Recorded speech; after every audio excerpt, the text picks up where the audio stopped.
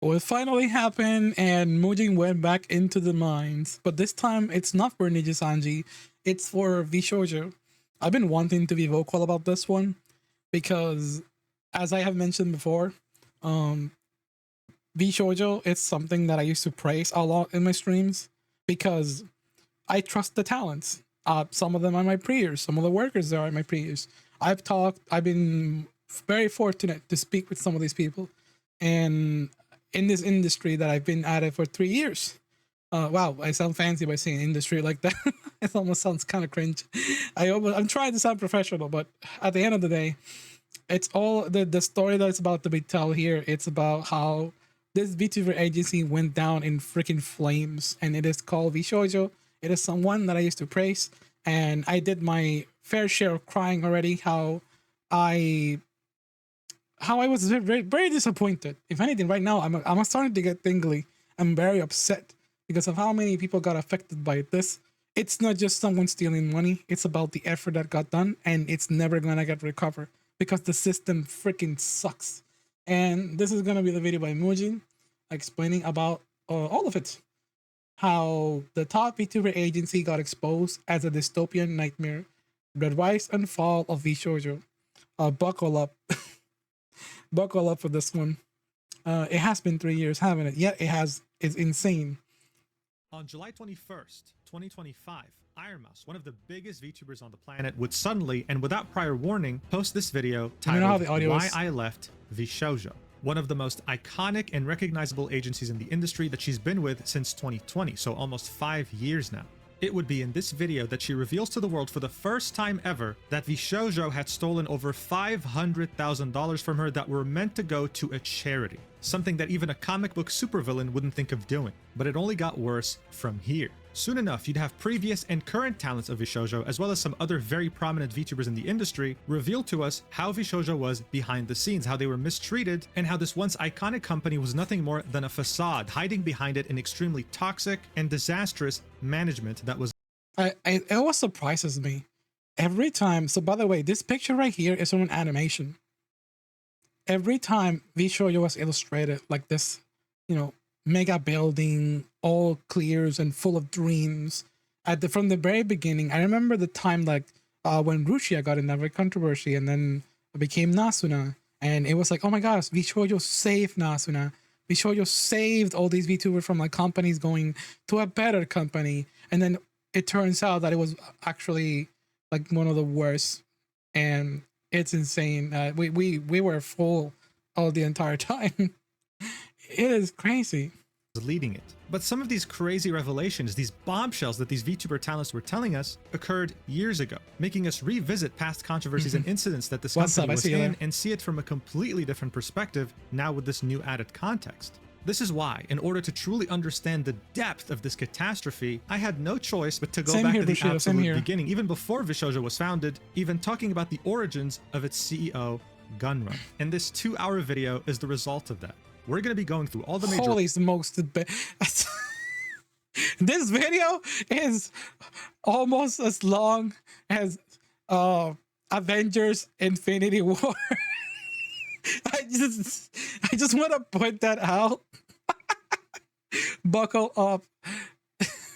I just want to know exactly when it went south. I see that people have been asking me about that, people who don't know too much about VTubers in general. And it is honestly a tale to tell of how things work in this industry. It is insane. We might not survive this. Get comfortable. Lows and highs of VShojo, all the way to its very violent and sudden death. I say this with no exaggeration. This is the biggest VTuber-related controversy in history, and it's not even close. So without further ado, let's talk about it. Yeah, it has. It's gotta be. The dot-com crash was a catastrophic financial incident that took place in the US around the year 2000.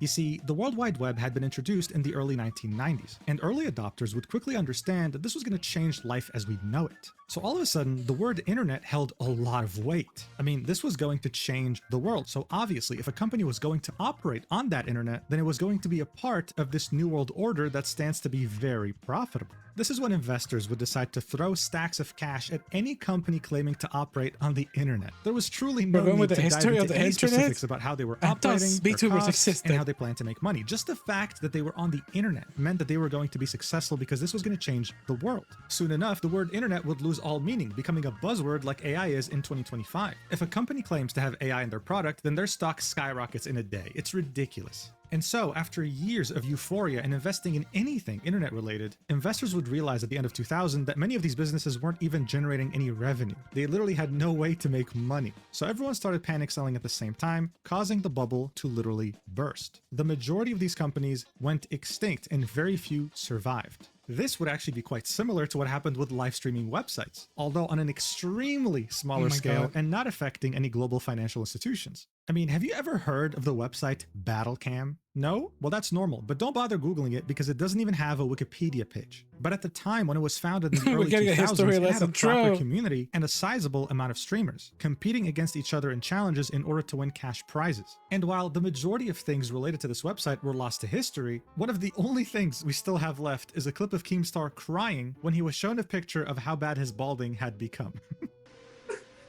And speaking of Keemstar, in this now very infamous clip, he would start off his rant saying, "I'm on Block TV with my hands up," referring to yet another streaming website that was lost to history. In the early 2000s, there were so many of these, but unfortunately, 99% of these websites would cease to exist, and many would be lost to history, except one in particular, Justin.tv. It was founded in the year 2007 this is the history of was Twitch. named after its founder, Justin Kan. But initially, you couldn't even stream on the website. Only Justin could. Its entire purpose was centered around Justin and him live streaming his entire life. He called it lifecasting. Today, we call it IRL streaming. And when I say that he would stream everything, I mean it. I mean, this is him sleeping right here. And during this interview, he's literally live with his apparatus that he made himself. Eventually, this trend of live casting would catch on, and Justin TV would allow anyone to create an account and broadcast themselves live to, well, a group of strangers. And as the platform continued to grow beyond anyone's expectations, in 2011, it would come up with a decision that would change everything forever. The creation of Twitch.tv, a separate website from Justin.tv that was not only centered on just live streaming, but more specifically centered on live streaming video games. But early on, after Twitch.tv had been created, the best way I could describe how the I know why we're getting a history of Twitch, because Gunrun had something to do with Twitch as well. The owner of VShojo even had an emote on Twitch. Website functioned was by the way, they removed in the sense that everyone kind of knew each other. Everyone knew who the most prominent streamers were, but more importantly, Twitch staff was very approachable. They'd always be in someone's chat, making the streamers feel like they were really part of a community. And at the time, what really differentiated Twitch from other websites was their global emotes. You could use these in any streamer's chat and you wouldn't have to pay a single thing. But what was really interesting here is that many of the early emotes were inside jokes that only people on the website would understand. One form of these inside jokes was creating emotes out of Twitch staff in funny pictures, like this one right here by the name of Anele. This was one of the earliest employees at Twitch. And another emote that you'd find that was based on a staff member as well was the Gunrun emote. What made this emote special is that whenever you saw a streamer encounter some sort of technical difficulty, the chat would start spamming it as a way to summon Gunrun himself, the staff member that the emote was based on. He was seen as a genius who understood live streaming like no one else. In fact, when Business Insider went to Twitch to visit their office and create an article on the people who work there, the first image you're greeted with when you click on the article is Gunrun himself, sitting on his desk, smiling. This is how Business Insider tech guy who works in streaming company decides to create a VTuber agency, and it crumbles. Said tech guys work in Twitch.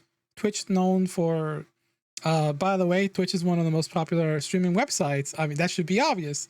But at the same time, it should also be obvious that there's issues with Twitch everywhere. Oh my god, you just summoned all the Twitch staff emotes on top of my head. I am going to close the emote dropper just because of that. Oh my god. Corruption has a rise to the YouTube video. Describe him, saying, Justin the Gunrun Ignacio went from esports fanboy to streaming guru by the time he was 21. Twitch hired him out of college to help run thousands of simultaneous video streams and orchestrate the tech for its signature tournaments. In 2013, Forbes named Ignacio in its 30 under 30 games list. So yeah, no big deal. This guy was just kind of a genius. He'd be single-handedly helping Twitch run these massive streams of hundreds of thousands of viewers watching tournaments from Dota 2 and League of Legends, for example. And additionally, he was in the Forbes 30 under 30 list for 2014, which is a list made up of 30 people who are under the age of 30 that have been a huge influence in their respective industry. Not bad for a 21-year-old. But if that wasn't enough, he was also taking Justin Kan's vision to the next level, creating a backpack filled to the brim with technology that could withstand streaming IRL at high resolution with no interruptions. He called it the Gunrun IRL Backpack.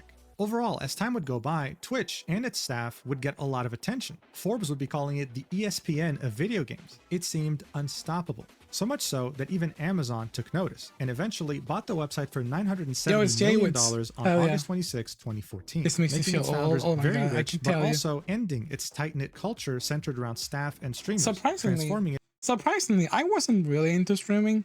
The person that got me into watching streams was Etika World Network.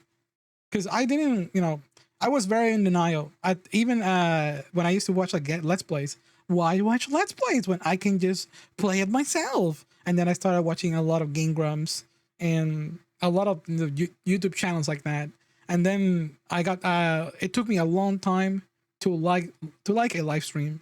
I was like, why watch live stream when I can just watch a YouTube video about it, which is more, more put together and better. And then I started watching Etika World Network. The Joy-Con Boys Unite. That was the best streamer. He was built different. He was unique, and that's what made me open my eyes. And then I started watching a bunch of adjacent people next to Etika, and there was a large gap of me watching any streams because when Etika passed away, I decided to just chill down on that type of thing. Of course, I also had a lot going on in my life that didn't let me watch anything. And then I started watching VTubers. And then I became a VTuber because holy crap, VTubing is so much fun.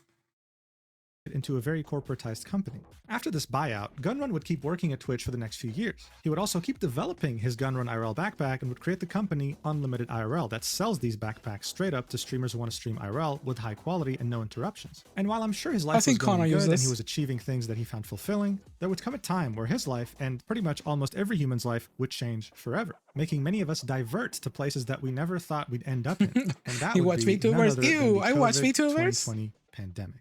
During the pandemic, many people were isolated and couldn't do much outside. This meant that for many, in order to stay sane to some degree, they had to keep themselves entertained, and the only way to do that was through the internet. This completely skewed the numbers on so many things, Genshin Impact being an example, launching at the end of 2020 and getting so many players that it had 3 hours made last over $1 night summer billion event in under 6 months. But video games wouldn't be the only thing that would go up in numbers substantially. Entertainment of all kinds would skyrocket, including streaming. This also included a fairly new... Bruh, I keep hearing this. I'm only taking words from other people's mouth.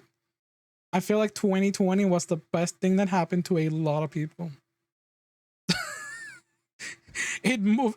While it also killed a lot of jobs, it created so many that are still live and alive. I don't know why. I feel like people said, oh my God, I have less work on 2020 now. And it's like, where is that less work thing happening? I have more work than ever.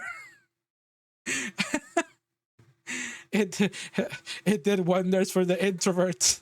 2020 did a lot for Animal Crossing. It did a lot for Genshin. It did a lot for a lot of companies. It got the world to heal a little bit. While certainly it created a lot of illnesses for a lot of people, unfortunate. But I feel like there was a benefit plus the 2020 at this point. It just feels like that, doesn't it? It will forever be marked in history. It was definitely the year of all time. But I say that very, how can I say this? Very carefully.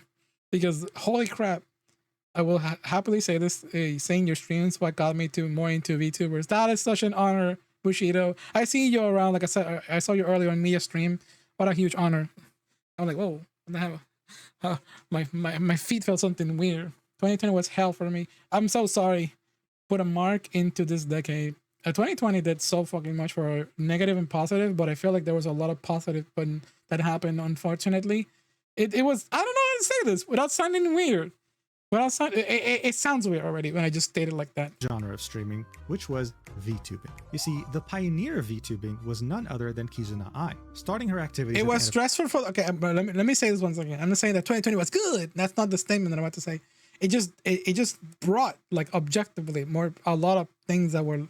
It increased a lot of things and that were in a positive way, but also in a negative way. It was like a double-edged sword for sure for the entire world. And it did heal, but off the after effects were, oh my god, yeah, no, the after effects were very bad. It was a double-edged sword of all kind, a glass cannon, may I say.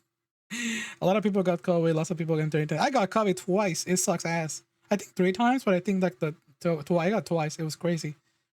Please cancel me for that take. It wasn't even an opinion. I'm just regurgitating what people are saying, and it was one of the most stressful years, but also like, look at that, I got work. 2016. Unlike Hatsune Miku, which is a virtual being run by a team of people, we're talking about VTubers now. Kizuna Ai was actually a person, except that person was using a virtual avatar to express themselves. And even though she was a streamer, much of her brand was centered around the Japanese idol template. She wasn't just a streamer. She could sing and she could perform. She behaved like an idol, and the expectations of an idol were laid upon her shoulders. But for years to come after 2016, VTubing would really remain a very Japanese-centric form of entertainment. This would change in 2020 when many content creators and, well, many people in general would start using VR chat in order to combat isolation. Seeing so many people express themselves through avatars would make the idea of a VTuber way less weird than it used to be. This would contribute to how VTubing would start to all of a sudden blow up beyond proportion. But of course, the ones that would benefit the most and the quickest would be the 2 biggest VTuber corporations on the planet, both based in Japan and already possessing a big established talent roster. They would go by the names of Hololive and Nijisanji. They were absolutely dominating streaming in ways that people could have never imagined. There was a time when Niji was huge, by the way. VTubing had blown up. When Nijisanji first went public on the Japanese stock market, it was valued at $1.1 billion. Yes, a VTuber agency valued at $1.1 billion. These are not rookie numbers by any means. VTubing was very hard to ignore at that point. So much so that even popular streamers that would have never delved into this before saw the potential and tried to do some VTubing themselves, trying to snatch a piece of that pie. Look, it was safe to say that by that point, there was global demand for VTubers. It wasn't centered on Japan anymore. And while that was really exciting, it also kind of But it's a Niji? Good question. Ever since Kizuna Ai, VTubers were seen like idols. So these Japanese idol expectations came with being a VTuber when you worked for these 2 corporations. This meant that they owned everything, even your model. If you were to graduate, which is a Japanese idol way to say retire, then you wouldn't get to keep your model. You would lose your entire identity because it belongs to the corporation. Additionally, it was cool to see these corporations expand to English-speaking talent, but even though this industry was blowing up, there was no real agency. If I quit, who gets to keep my VTuber? Would see this as clear as day, which is why on November 24th, 2020, he would announce the creation of the talent agency VShojo, a San Francisco-based VTuber talent agency with its main goal being centered around talent freedom, allowing any talent that chooses to leave the company in the future to retain their full... Hearing those words are so funny now. Talent freedom, my ass. Full IP and model, as well as their brand in general. He would co-found this company with Mountain Dew, who was a content creator and would hold the post of Chief Marketing Officer at VShojo, and Daniel Sanders, which would be their 3rd and final co-founder. He would hold the position of Chief Operating Officer and would sometimes act as the Chief Financial Officer. Now, what really made VShojo special was the fact that their founding members were already very well established in the VTuber community as independent VTubers. This was completely different from corporations like Nijisanji and Hololive, with every talent starting from scratch with a new identity when they were hired there. Here you had 7 very prominent VTubers carrying over their identity into VShojo and having their already substantial communities follow them. The founding members were Nyaners, Zentreya, Iron Mouse, Silverveil. How did you read Nyaners? Hold on, Mujing. Follow them. The founding members were Nyaners. Nyaners. Am I saying it wrong? Is it Nyaners or Nyaners? Nyaners. Zentreya. I think it's Nyaners, like Nyan. Like kitty. Mouse, Silverveil, Project Melody, Apricot Fruit, and Hime Hajime. A few months later, they would also add Vebe to their roster, another independent VTuber with a substantial community. This wasn't just another VTuber agency. This was one that had the potential to not only revolutionize the VTubing industry as we knew it, but to also compete head-to-head with the big two, which were Hololive and Nijisanji, without being a Japanese corporation. And I mean, why wouldn't they? They had the genius Forbes 30 Under 30 CEO, and they had top-tier talent, some of the best in the industry. It normally should have been smooth sailing from here, but unfortunately, barely a year after being established, VShojo would face a monumental controversy that would significantly stain its reputation in the VTubing industry. Nuxtaku is a content creator turned VTuber that heavily benefited from the VTuber boom of the pandemic.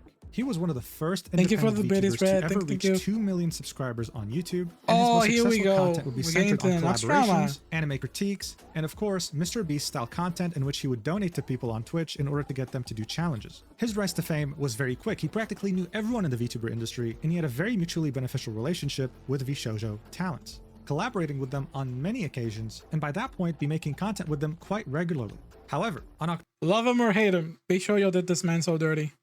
And now it makes sense why. October 20th, 2021, to everyone's surprise, he would tweet this out, saying, "Someone is trying to dox VTubers by masquerading as VShojo. I can't say more at this time, but please share this around and be careful. They tried to dox me, but I sniffed them out and gave them wrong info, so don't worry about me. I spoke to the CEO of VShojo and I'm trying to untangle everything. I'll update you when I can." You see, VShojo's domain was VShojo.com, that's what they used for their emails. But there was someone impersonating VShojo staff sending emails to VTubers under the VShojo.org domain, hoping to gain their trust and doxing them, uncovering their real names, addresses, and eventually swatting them. Now, Nux was already quite popular. He would have many people try to dox him, he already knew what to do. Unfortunately though, that doesn't apply to everyone. A smaller VTuber by the name of Saki Nightshade would tweet this out around the same time, saying, "Today may have been the most exciting day I've had in a couple of years. Holy fuck, my emotions are off the charts right now, what a day. Unfortunately, I don't think I can elaborate, which makes me extremely sad." She then goes on to say, "Alright, so what I can say is that I've been contacted for something amazing, and if all goes well, it could be truly life-changing. If that doesn't answer questions, I'm so sorry, I'd like to not say anything else about it." So that... By the way, this is about what it feels like to hear about VShojo contacting you. This is how powerful this company was. Like, imagine the status it had, the impact that it had on people. Like, you know, they used to have like the whole gimmick of like getting into VShojo or being contacted to work for VShojo felt like a Smash Bros invitation, which was like the ultimate like honor. And it was like, wow.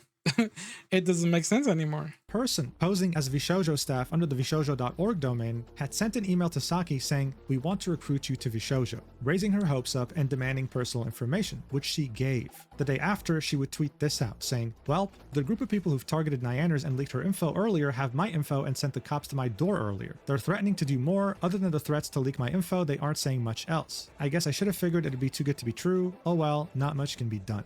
And we can see Nux in the replies saying, "DM me please." So that was the situation. Very messy, very tricky, and very nasty. And Saki gave out a very important piece of information. The group of people targeting her were the same people who had doxed an important member of VShojo, Nyanners, earlier, leaking some of her personal information, but at this point we didn't know just how much. 11 days later, Nux would tweet, "The last 10 days were the most insane of my life. No words could describe how appreciative I am of you and the friends I've made here. Can't wait until I show you everything. I'm changing the game, boy." Teasing something that was in the works. Over the next few weeks, he would keep teasing something that was about to release, and on November 22nd, almost a month after he had received that phishing email, he would tweet out, "Recently, there was a group of doxers that have been harassing VTubers and swatting them by impersonating VShojo. We spent the last month tracking them down. Please share this video." With the video being titled, "I caught a swatter that doxed 12 VTubers, myself included." In it, he would talk about how the email scam worked, how Saki Nightshade was myself included.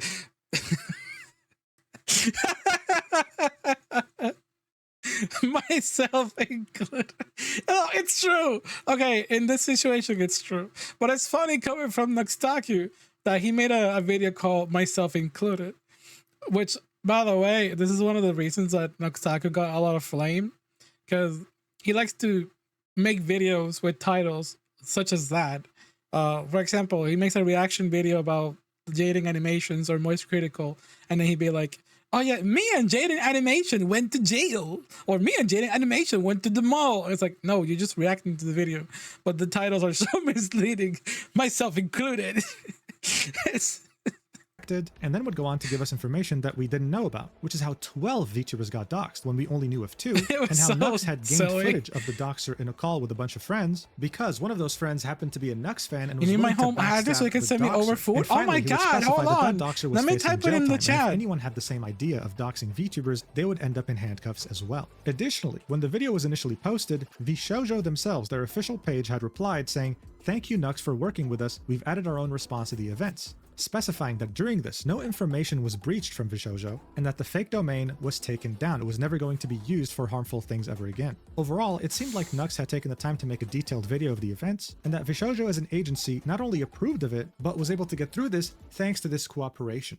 So imagine the shock when all of a sudden, almost every single VTuber talent at VShojo would speak out against the video and tell the world how disappointed they are in Nux for releasing it. This same sentiment would of course be echoed by their communities, and it had reached a point where Nux was forced to make a response, tweeting RE cybersecurity/doxing incident, read, linking a twit longer. And before we even get to the twit longer, on this post you can see VShojo members stating publicly how disappointed they were with Nux and his actions. Iron Mouse would say that she was so disappointed and hurt that he was doing this when he full well knew what was truly going on. "We asked you to take it down, we told you we feared for our safety and you didn't care." Fruit would say, "Asking for you to take it down because I felt my safety was in trouble and for you to go to the company and ask for numerous terms and conditions in return, that's not friendship." Silverveil, Vey, Zentrea, Hime, and Melody would all echo the same statement, publicly announcing that not only were they disappointed with Nux, but that he was a liar, a clout chaser, and someone that didn't care about any of his friends at VShojo. With Hime saying that the girls had begged for days for this video to be removed out of fear for their safety, and Project Melody saying, "He flagrantly disregarded our team's feelings and the facts our security department shared with him." But the biggest response was from Nyaners, who wrote a huge message in her Discord denouncing Nux's actions and expressing how disappointed she was with what he did, saying, "Didn't want to have to type out something stressful like this on what was supposed to be a chill Sunday and my only day off so far this week, but I do not condone the video that Nux has released where he postures himself as our savior and seemingly takes credit for pretty much an entire year's worth of painstaking work done by VShojo's cybersecurity team. I would know that it took that long and took that much work since I was one of the people who unfortunately had to work with them, and I'm incredibly thankful for their help. Whether or not any of the information he gathered helped or not is beside the point, as releasing a video like he did about a very sensitive and potentially dangerous..." So, I saw the comment. I see the comment in the chat. I respect VShojo. You said I respect Nux, and then now I hate Nux. Here's the thing. He may be reading all this statement about all the girls talking about how they disapprove about Nux Taku. However, there's a twist. It all happened because they were misled, not by Nux Taku, but by the staff at VShojo. Wait for the turn. We may possibly take out those words. A situation that involves me and many of my friends only draws unneeded attention to it for some quick views, when if a video were to be made about this at all, it should have been handled with a lot more care. The gun run was a very compulsive liar. Consistently used my friends for clickbait views and has done things like try to bait my friend into watching the Logan Paul suicide forest video on stream, and secretly recorded a private call with another one of my friends without permission and then proceeded to use said call to make a video. It's clear that our safety or feelings about any of this is not the priority. The past year was hell for me due to the situation, and it's straight up painful to see it being used in a video like this that doesn't treat the issue carefully at all. A video that he was even told not to release since it could potentially be harmful to us and many other VTubers who were targeted. Responding publicly draws even more attention to it, so I have to choose between sitting quietly and seeing him receive pats on the back for coming to our rescue when his video could encourage even more harassment, or calling him out and hoping he retracts what he said and takes the video down before it gains more traction. If he wanted to actually protect people, he could have made a general PSA video about how to keep your information safe online, or warn people about things like the fake VShojo email situation in a way that didn't reveal a ton of unneeded sensitive information and paint himself as a hero. He doesn't care about helping us. If he did, he would have listened to several of our concerns when it came to how he treats people and uses them for content. This video ultimately makes things worse for us. Anything for views though, I guess. My heart goes out to anyone else who was affected by any harassment, and please be careful with giving out your information online. So obviously, this was one hell of a statement. This wasn't just about Nux releasing a video that the talents at VShojo didn't want released. It seems like they've had a problem with him for a long time with how he uses them for content. None of this had ever been talked about publicly, and it came as a shock. I mean, these people collabed all the time. It seemed like they were friends. Nux, on the other hand, would keep his statement shorter than Nyaners, but would still manage to drop some pretty big bombshells, saying, "This has been a stressful week for me." Okay, before Nux Taku says they read the statement, wow. Mojang is going over all the little micro stories regarding like VShojo that happened. The reason why this one is particularly, somewhat important, because I'm like, in my brain, I thought, why is this one important? I guess it is because of how You can see a pattern of lies. Is Nuxtaku a massive like leech for views? Yes, he can be. Did he lie though? No, he did not lie. He had permission from the gun run specifically to make this damn video, and apparently the words got twisted when it came back to asking information about the talents. Many, and I'm confident and proud of the community and the efforts that went towards resolving things efficiently. My latest video concerned someone that was maliciously impersonating VShojo and managed to trick individuals into giving personal information and doxing themselves and getting swatted. With the efforts of everyone involved, I believe this situation can be put behind us with the culprit behind these attacks having been brought to light. I do still fully stand by the need for raising awareness of phishing scams. I'm incredibly glad VShojo released a very well constructed cybersecurity statement addressing the situation, and you should all read it. In regards to my video, I worked with VShojo on this for a while, as they mentioned in their statement in response to my video. I did show them my video before posting it, and I was not requested to refrain from uploading. The rumors that I had posted it regardless of being asked not to are untrue. In fact, leading up to the events of posting it, I was a part of a 4-hour conversation with their chief cybersecurity officer, overseen by an executive of VShojo and one of the members of the group. I sincerely apologize if my actions have caused any undue stress on anyone. It was not my intention. I was only hoping to contribute to keeping the community safe. With every statement someone would make during this incident, things would somehow make less sense. But regardless, for now, Nux did mention that VShojo released a very well-constructed cybersecurity statement addressing the situation. It was actually released just a few hours before this twitlonger, and it would be after they stealthily deleted their reply to his initial video tweet. But that's not all. This new cybersecurity statement had a completely different tone from that first reply. They would say things like, VShojo does not endorse any statements or views by parties that have no official affiliation to VShojo. Adding, the methods used to attack the other VTubers were confirmed to be unrelated to phishing and impersonating VShojo. As mentioned before, the fake domain was created on October 14th, 2021 and survived for less than a week, and the other VTubers incidents happened outside of this time window. As mentioned before, thanks to partners, VShojo confirms there are only 2 victims of this campaign, referring to both Nux and Saki Nightshade. Things were getting very weird. It's like they were completely discrediting the person they were congratulating when the video came out. But things only got weirder from here. After VShojo had released their official cybersecurity statement, Nyaners would have this to say in her Discord. VShojo was forced into making a statement on the matter after asking him repeatedly not to release this video. They had to issue corrections to the video since he would not, and there were several inaccuracies within the video, and had to word the statement carefully to not anger his large following and make us a target for even more harassment. I feel especially backed into a corner as I'm afraid to say anything even more publicly than I already am because I know it would invite more hate. I'm exhausted of pissing people off and having them hurl threats and shit at me and my family members constantly, so saying anything about this is scary for me. It sucks and I don't know what to do. Nux chose to release the video knowing that VShojo did not want him to and told him it was a horribly bad idea. Myself and my family members experienced heavy harassment pretty much all year, and the entire situation had to be kept a secret, and I had to continue on as normal, acting happy even when I was terrified so that I would not draw more attention to them and encourage them. Now he releases a video making everything public like this in a way that is careless and dangerous to many people. It's mind-boggling to me. It's like making a video about how to make a bomb and showing it to a bunch of 12-year-olds. I don't want anyone to go and harass him or threaten him in any way. Please do not do anything like that. I just wanted to be able to finally say something because cat's out of the bag anyway, and I'm also tired of sitting and watching him do fucked up things to my friends. So far, you probably are confused as hell, and that's normal because everyone was at the time. How is it that the official VShojo account had given its stamp of approval to Nux and thanked him for working with them when the talents were so clearly against the idea of a video? Something simply wasn't adding up at all. Something was missing, a big piece of the puzzle, and no one really knew what the hell it was. At this point though, Nux as a target was fair game. According to every VShojo talent, he had done something horrendous. So of course, just like with any cancellation, other people started piling up on him, talking about their bad experiences with him. And very few people actually took a step back and said, hey guys, listen, maybe we're going a bit too far here. Maybe we don't have all the facts. The situation was getting so critical that Nux had to release a formal apology. But in this apology video, he would show Discord logs between him and the cybersecurity expert that VShojo had hired, Phoenix. He would reveal that these logs were in a group chat with one of the VShojo girls and Gunrun, the CEO. In these logs, you can everything with receipts. Everything with receipts is just enough. You can say anything. You can say like a 10-page Google Doc. You show one single receipt. It's like a simple know you. That's it. That's it. It's GG.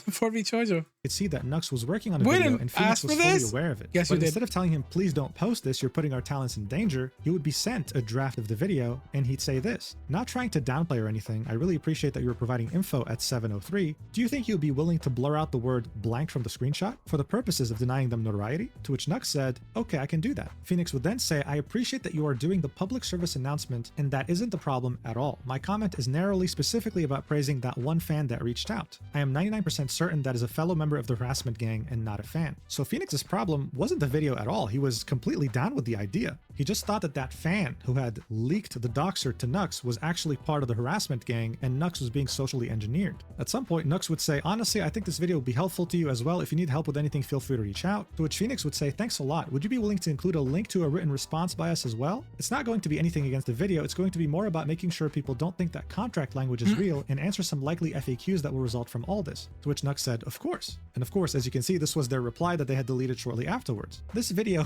added even more confusion to the whole situation, because from these logs, it seemed like two people were working together, and the CEO was very well aware of it, and one of the girls that had called Nux out publicly was in this group chat seeing everything, very well aware of the fact that he was going to post this video. And thanks to Fruit leaking her DMs with Nux at some point on Twitter, she would accidentally reveal who that VShojo talent was, and it would turn out to be Project Melody. In these DMs, we can see Fruit and Nux arguing, and at some point Nux says, I'm not sure what you mean. I had a group chat with Melody, Gunrun, and their head cybersecurity guy, and I showed them the video beforehand. They had a few notes, which I changed before uploading, and they asked me to link a statement they would write in the description. But that's so weird. As you saw earlier, Melody had posted a tweet calling him out, saying, I'm hurt Nux posted his doxing vid. He flagrantly disregarded our team's feelings and the facts our security department shared with him. I trusted and defended him only to feel secondary to getting clicks. If he meant to raise awareness to protect streamers, he would have corrected it. But she, as well as Gunrun and Phoenix, were in a call with Nux for 4 hours. This wasn't just confusion anymore. Someone was lying here. After these DMs would leak thanks to Fruit, Project Melody would delete her tweet because of the hate she would start getting. And shortly afterwards, apologies would start raining in. Fruit would say, Nux apologized to me privately yesterday as I apologized to him for subtweeting, and others would follow suit. Except one person in particular who was practically seen as the biggest backstabber in all this, Project Melody. She didn't make any public statements. There was a point where I thought that they were like so close to each other. I remember seeing so many like videos of Nuxtaku and Melody like streaming together. It sounds odd, you know, like they were like so close. To point that out, because it was kind of like Nux formula, like, oh, I got sus VTubers to tell me all about VTubing or just stuff like that. It was very adamant. I remember all the rats going on about, but didn't really. Speaking of the rats, this is why Fruits back in the day used to get in so much flag, because as you saw, like there was a response and it was different from like the screenshot that it was leaked, and it's unfortunate. I guess when someone is like nervous about certain situation, you start coming up with like possible solutions. Maybe if I do a white light in here, it can just like make me look good. But then what if receipt? You're cooked if the receipt is showing the opposite of what you're saying. It's as simple as that. You thought they were dating? No, God forbid. Sometimes the way people appear on screen together is completely fake. Yeah, that's why I try to like, I do vibe checks with people if I want to collab with them. The only time that I don't do a vibe check is if it's agreed upon, like, hey, the collab is going to be purely about this because, you know, we appreciate each other's work and etc. But even these days, I'm like trying to stay cool on that side. Apologies regarding this incident, and as far as we know, did not do so privately either. Nux has never mentioned this. It was especially weird since Nux had collabed with her the most out of anyone in VShojo, and they've had a multi-year friendship. But by that point, the drama had been going on for quite a while now. The talents clearly just wanted to move on and get back to creating content, and it seemed like the community was heading in that direction too. But as things were finally starting to heal, Gunrun would make it a point to post this article on medium.com saying, addressing miscommunications, I hope this clears the air on the confusion, let's move forward together and not spread hate. This would be an article attempting to show that VShojo already knew about the security accusations, did not condone Nux in any way, and was always behind their talents. while of course acknowledging some wrongdoings in the process. But they would refute the allegation that VShojo gave Nux approval to release his video, saying that the reality is that VShojo never at any point said that he had permission, nor were we asked. VShojo was given limited time to suggest edits and create a statement. Politeness in Twitter reply text was misconstrued as approval/endorsement. Suggestions for edits were ignored beyond blurring of some names, and Phoenix makes efforts to educate Nux on why this is a bad move, which are ignored. But this wasn't just it. Gunrun also added more fuel to the fire by saying, staff's context. There is a negative history of interaction between VShojo and Nux that led us to proceed with extreme caution. See, speaking of that, that's a good comment. I know that's supposed to be like a funny joke. You're only allowed to say nice things of me during our stream, saying no making mention of any potential bootleg merchandise. I want to take that comment and I want to twist something a little different that I remember when I read that. Something about VTubing. It almost feels like, in a nutshell, that you're only allowed to be nice. In most cases, and giving an opinion is so horrible in this community, in this circle. That's something bizarre, but you're supposed to be squeaky clean, have no breaking the rules. That's a no. It's weird. It's a little bit of a tricky situation. I try to do my best to stay on my lane. Thing that had yet again come out of nowhere, because as I said earlier, people were under the impression that they were all But even friends. that statement Gunrun would feels then weird post to the say. full conversations that Nux had shown in his video, and in the first one it would be Phoenix imploring Nux not to fall for the bait of that one fan who reached out to him, because it's not random. Their MO is to do this good cop, bad cop thing. But Nux wasn't having any of it. He was convinced it was a fan, he wasn't being socially engineered at any point. This showed us that Nux was stubborn, and even though he understood some aspects of doxing, was very naive, sure. But never at any point in time did Phoenix express that he didn't want Nux to release the video, only sending him timestamps to change things. Gunrun would conclude this by saying, we hope clearing the air here with our context helps put this drama behind all of us. I'm understanding of Nux's stance and hope our detailing from our side helps put everything into context. We do not wish to see this matter escalate further, do not send hate or harassment to anyone. We're looking forward to continuing work as usual and hope all fandoms can see the many perspectives of this complicated interaction between VShojo and Nux. Thanks everyone for reading. Gunrun. Of course, as is the trend with this controversy, people were left even more confused after reading this. When you say something like, thank you Nux for working with us, how is that not a way of you saying that you approve of the video? It just didn't make any sense. Finally, Nux would post a video titled Moving Forward on his second channel, and would detail how throughout the entire week of him releasing the video, he was barely sleeping, having anxiety attacks, and overall really showing us that no one here, including the VShojo talents, had a good time. But even I think Nux makes several videos called Moving Forward. There was the Taiga situation, which was a very, very fuck up on Nux's side because of, things that were misunderstood, misinterpreted, or just assumed out of a person. Like, the man has done some very big mistakes or just erroneous things in general. But in this situation, specifically about VShojo, whether you like him or not, he did not lie. though I'm sure many people were hoping that things would die down there were still way too many questions surrounding this whole incident. A lot of things simply didn't make any sense, causing many YouTubers like Turkey Tom to make videos about this whole mystery surrounding this incident and garnering over 1.2 million views. Maybe I can help People you. weren't satisfied with how this concluded, and you can see that the top reply on Gunrun's post to Medium was Omni saying, at least apologize to the dude? He got dragged for the past 2 days, and the deleted thank you tweet made it even worse. Nux took accountability, only fair to do the same, methinks. People had many theories as to what had happened, how this miscommunication could have occurred. One of the most common ones that was even mentioned in Turkey Tom's video about the situation, I wonder if I'm gonna appear again in this video. was in the process of founding his own VTuber agency at the time. VShojo's management saw this as a threat, so they took the opportunity to character assassinate him in public, making him seem very problematic and making other VTubers not want to associate with him. I'll admit, when I first heard this theory, I thought, come on, this is way too far-fetched. But you have to remember that the VTubing scene back then was so much smaller than it is today. And Nux was at the absolute top. The guy had 2 million subscribers as a VTuber. He knew everyone in the scene. No one didn't know who he was. He could have so easily made an agency that directly competed with VShojo.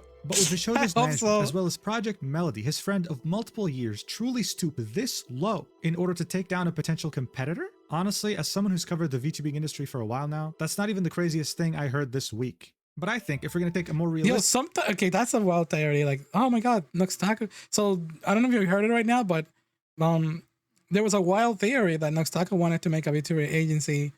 He said that many times as a joke. Like, oh my goodness, it would be really funny because, all the views and all the stuff, and it was 2020, and the hype bees of making VTuber groups was insane. And at some point, I almost thought he did. He was hanging out with so many VTubers. I can even mention like some of them like from the top of my hand, but for the sake of this video, I'm gonna respect it. I'm not gonna mention it. But he was hanging out with so many selective members back to back that just kept making an appearance, and I kept thinking, damn, is he like trying to like make like some kind of like, I don't know, like a podcast like he did with Mutahar and those time. That's wild. Like, he's not doing that anymore. But then he also had like so many other specific VTubers that coming back regularly, so it almost felt like that. However, the theory is like VShojo was very spicy about being competitive. One of the things that's going to be mentioned is like how life lived rent free in this person's head in the gun run.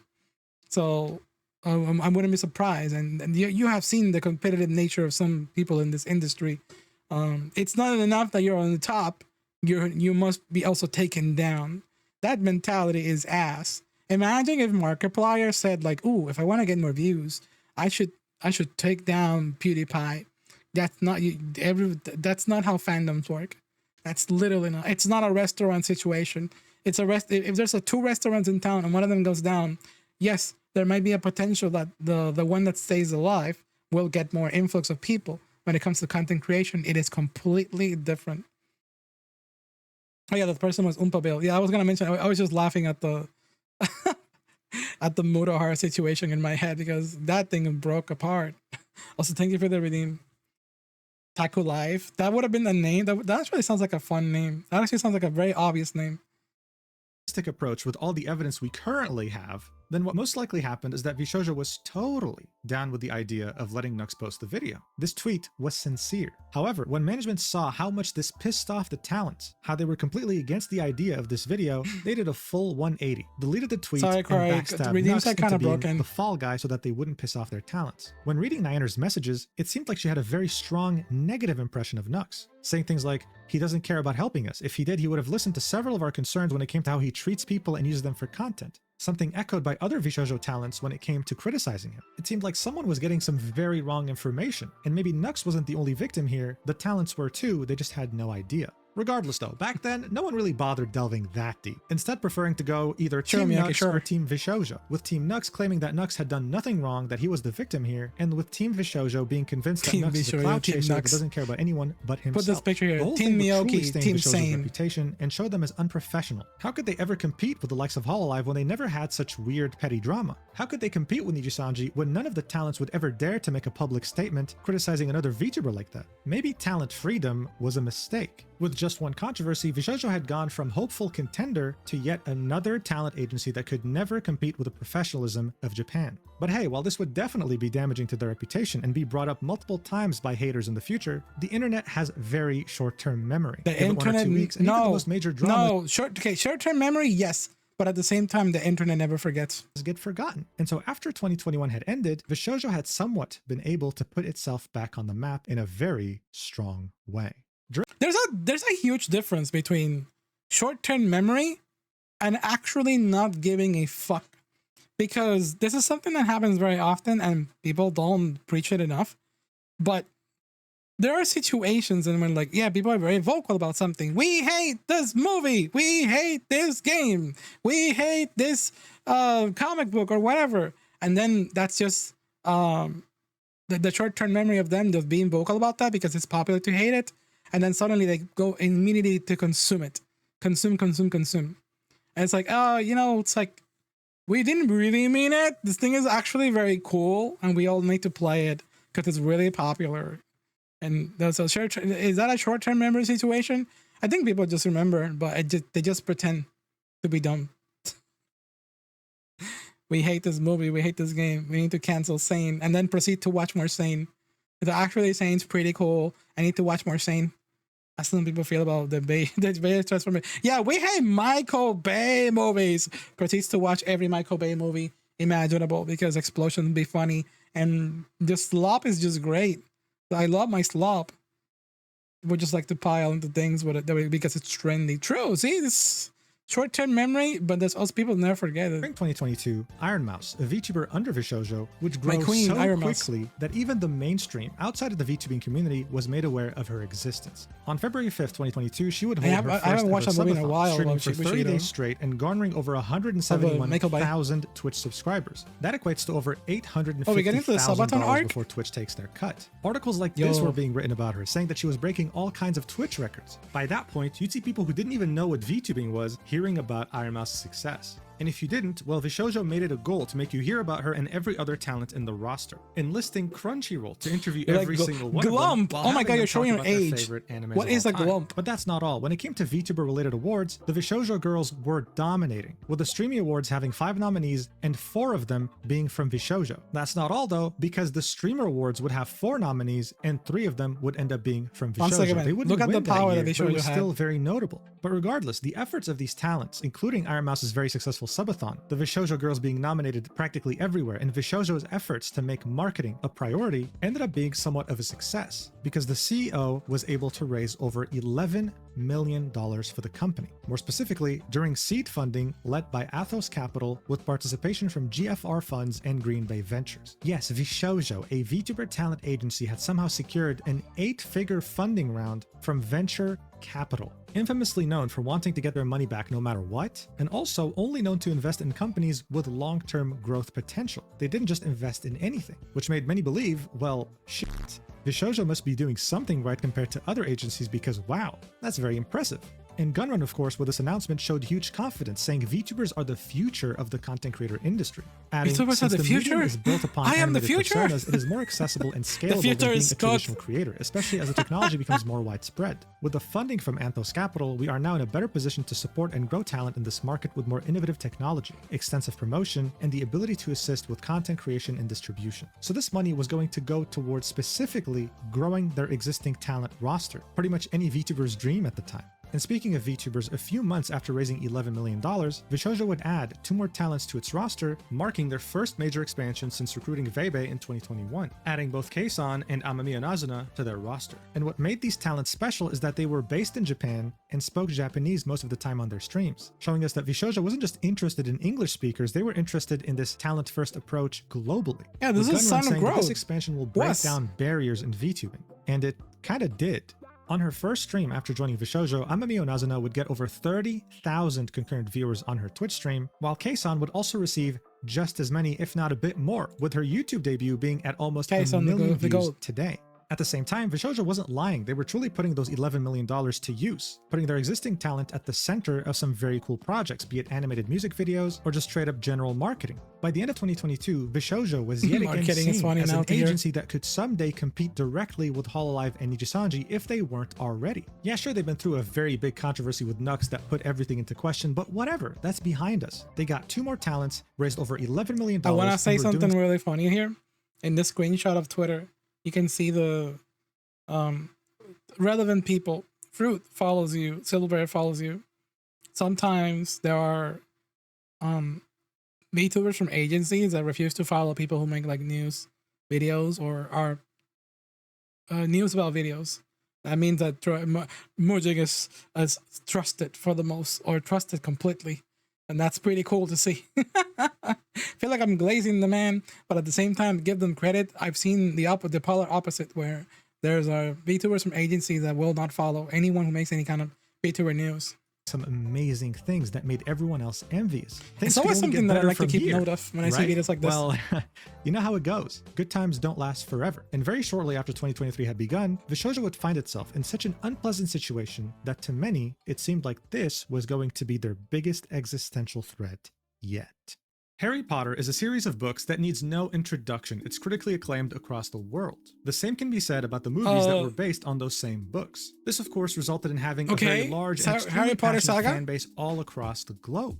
The person behind these books is none other than J.K. Rowling, and for most of her career, she was loved by pretty much anyone who loved Harry Potter. Now we are here. Background, as well as her authenticity, truly made it hard to dislike her. But then one day, just like many other celebrities, she decided to take the decision of splitting her audience in half by becoming political. You see, in 2011, the Syrian population would revolt against its current regime. The result would be a civil war that would last for over a decade, destroying huge chunks of the country and spreading Syrian refugees. Oh, this is the Hogwarts legacy. It will be dubbed the Syrian refugee We're getting crisis. into the Pikami At a art. certain point, political voices in Europe specifically would start expressing that the infrastructure of their countries could barely support their current population. We're getting into the Pikami art. Take in so many millions of refugees, trying their best to stop them. J.K. Rowling So would see this and would take the decision Snuggles. to use her platform to show solidarity with every single refugee coming to her country, tweeting, "If you can't imagine yourself in one of those boats, the boats the refugees were using, you have something missing. They are dying for a life worth living. You'll see why, because refugees welcome." Half her audience found... Because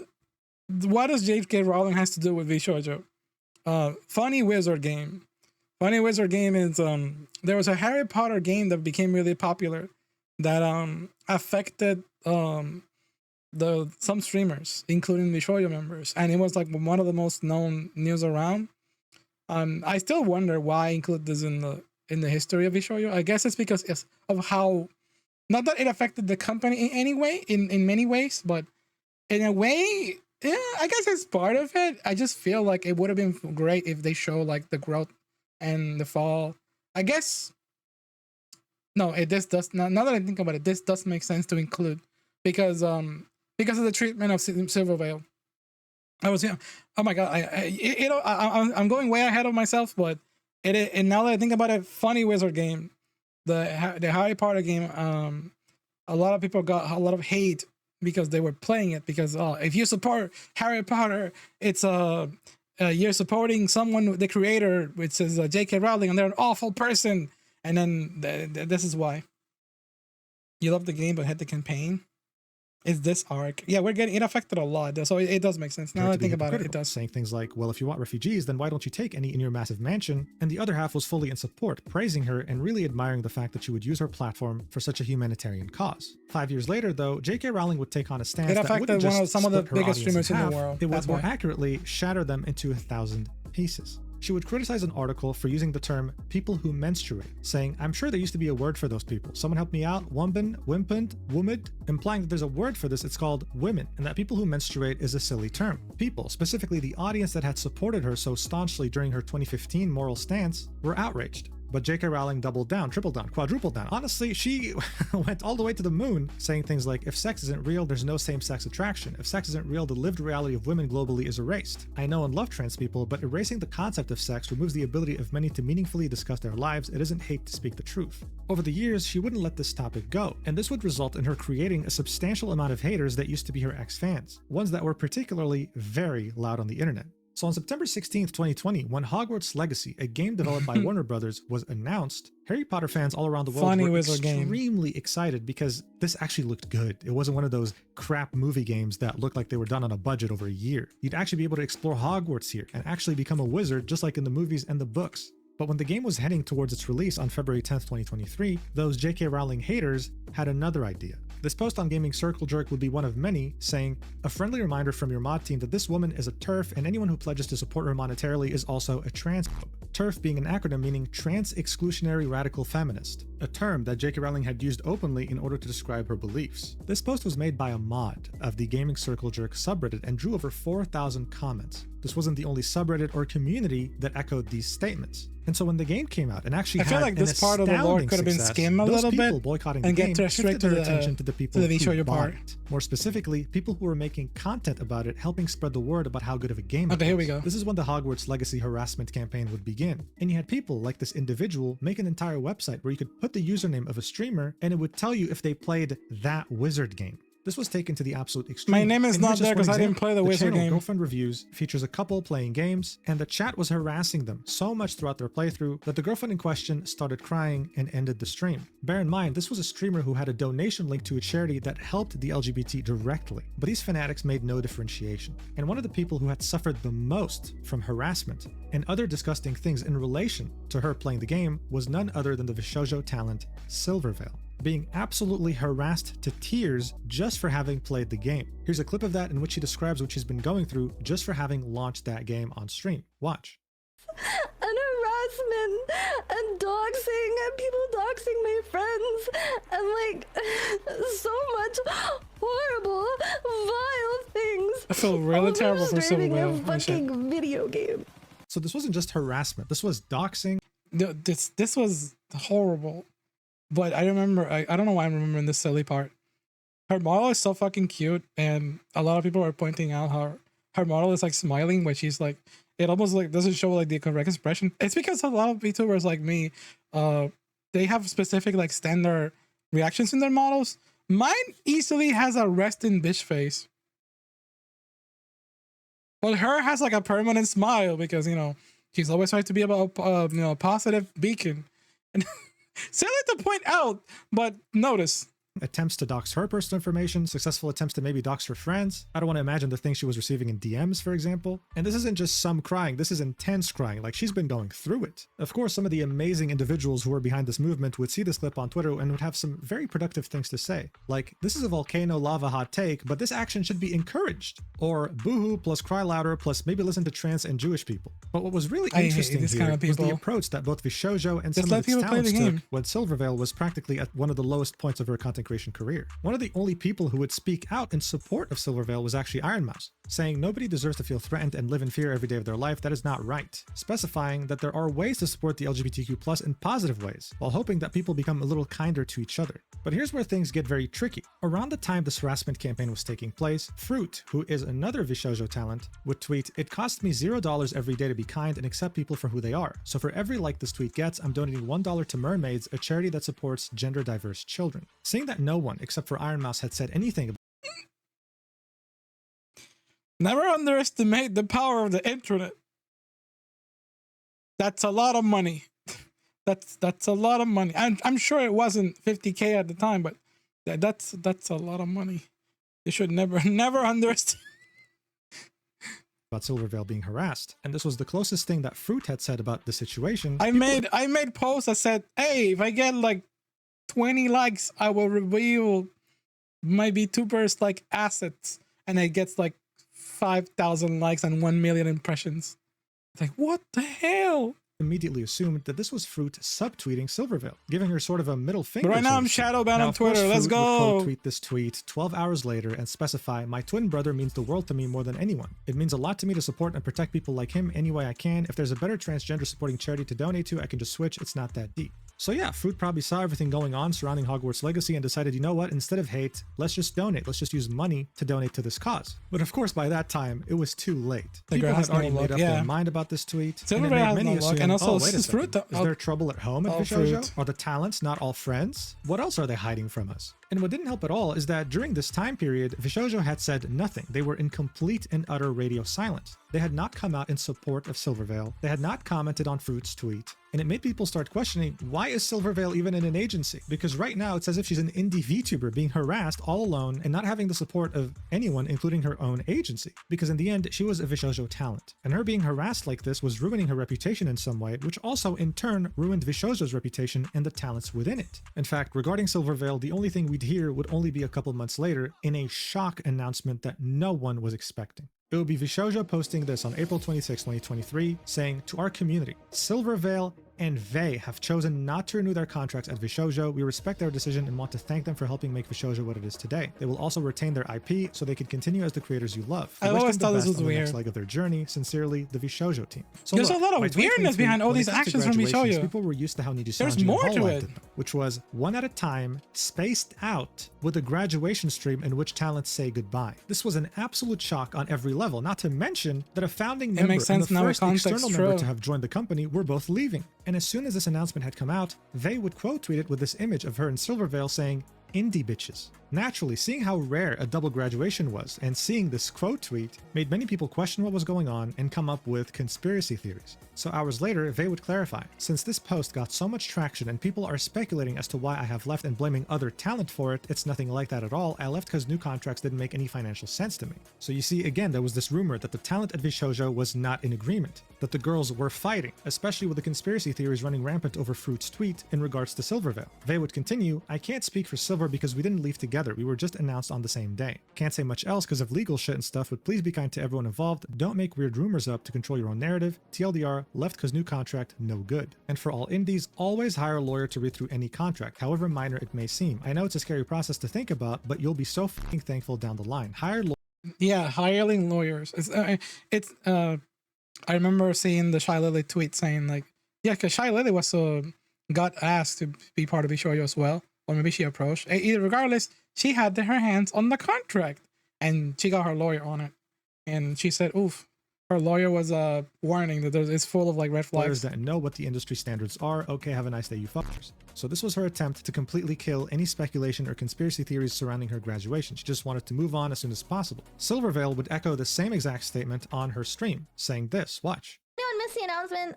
Vay and I are both leaving. We were announced the same day, but it has nothing to do with each other. It was independent. We are just being announced on the exact same day. So this whole thing was kind of messy. Why announce two talents at the same time and have to make them both make separate statements saying, guys, it just so happens that we both wanted to leave the company and they announced us on the same day. It was definitely a shock, but hey, at least VShojo kept their word. They would be keeping their IP. This wasn't a graduation in the traditional sense because nothing would be changing. They would continue streaming just like they did before joining VShojo. And so as soon as people were starting to finally process this news and maybe even start to move on, just a few days later, VShojo would come up with another bombshell saying, to our community, we'd like to inform you that Nyaners has decided not to renew her contract with VShojo. We fully support her decision and are grateful for her contributions to the growth of VShojo. Nyaners will retain her IP, ensuring she can carry on as the beloved creator you know. We wish her the best in her future endeavors. Sincerely, the VShojo team.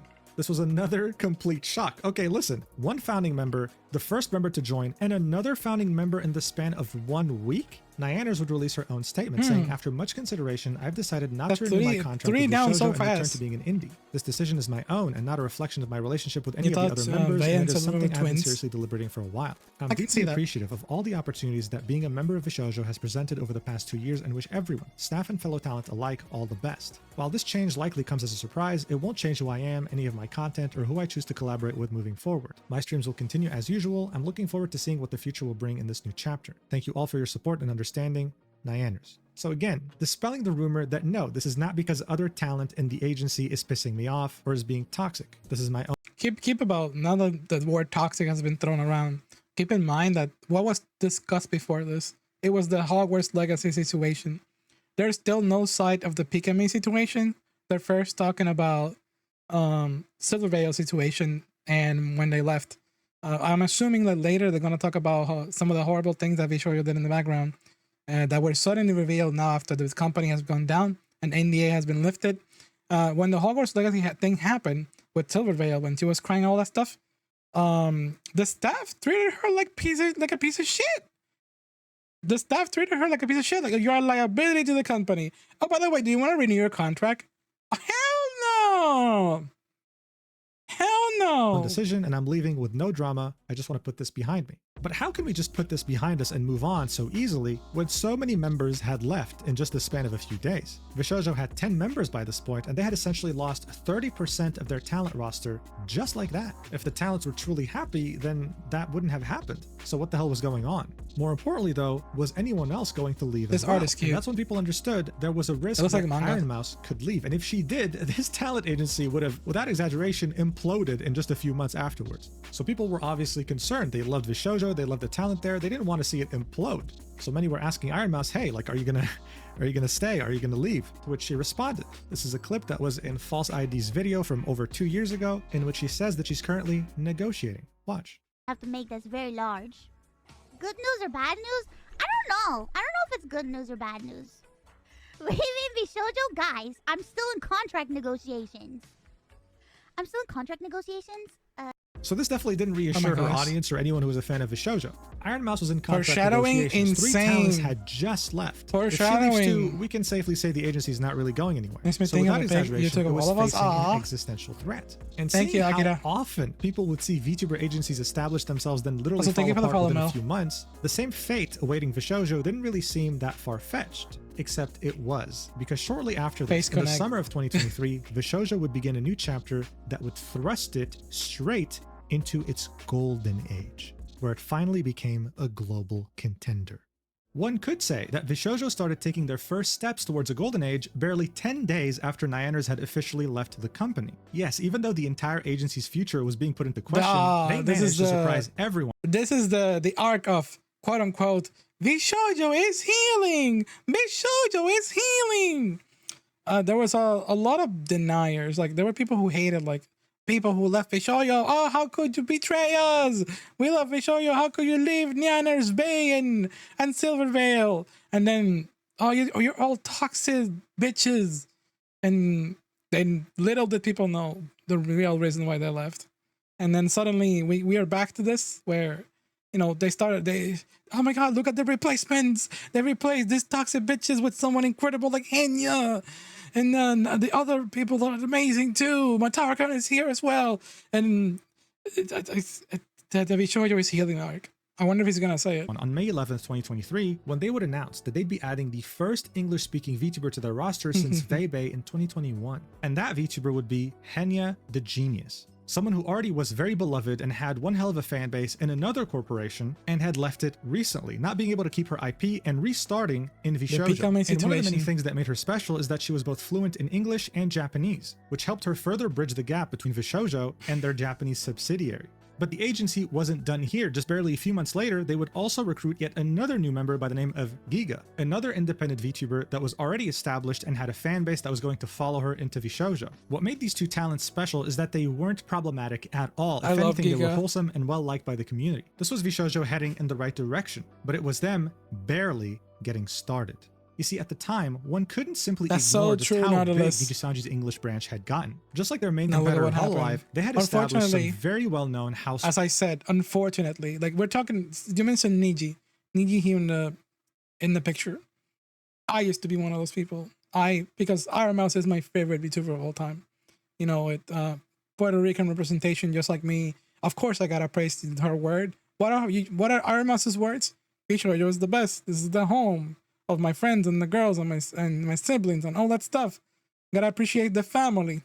One of the biggest corporates in the world. And then people sucked up to it. I was unfortunately in that train.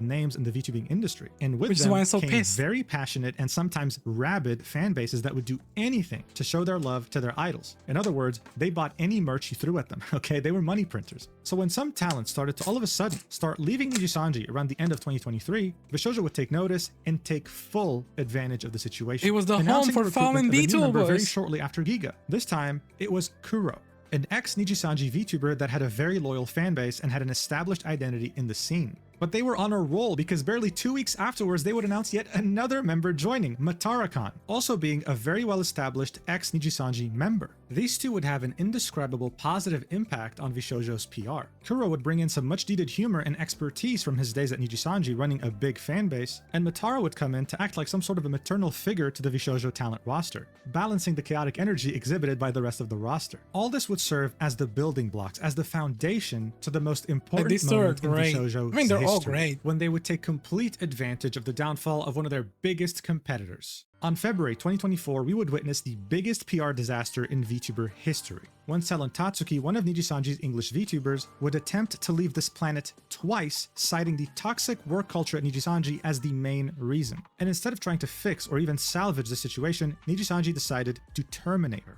What would follow would be mass graduations of the English branch of Nijisanji, and their reputation would never get close to recovering. VShojo would see this and would take this opportunity to devour Nijisanji's massive rotting corpse in order to replace them and claim their spot of top 2 VTuber agency, competing directly with Hololive. On April 2024, they would recruit Michi Mochievi, another very well-beloved and established ex-Nijisanji talent. And what would happen afterwards is the complete and full redemption of VShojo's reputation. You see, these ex-Nijisanji talents, for those of you who may not know, like Mujin was very kind about it, but it's unfortunate. Dokibur did not have it easy.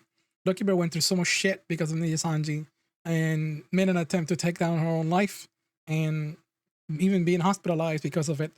Not just once, but twice. Because imagine going to your home and being like, damn, in 1 year, I own like over $20,000 to everything. I am severe debts because Nijisanji puts their talents in debts. If you join Nijisanji, you are forced to create your own activities, and they force you to make your own debut with your own budget. And Yes, that's pretty much how it goes in the streets of Niyasanji. And they say to not take it lightly. So you have to spend so much money on those VTuber debuts and all your activities. And Dokeeper was one who loved flourishing, and she was held back by Niyasanji severely. And now she's one of the biggest content creator in the world. Like, no joke. Dokeeper is the GOAT.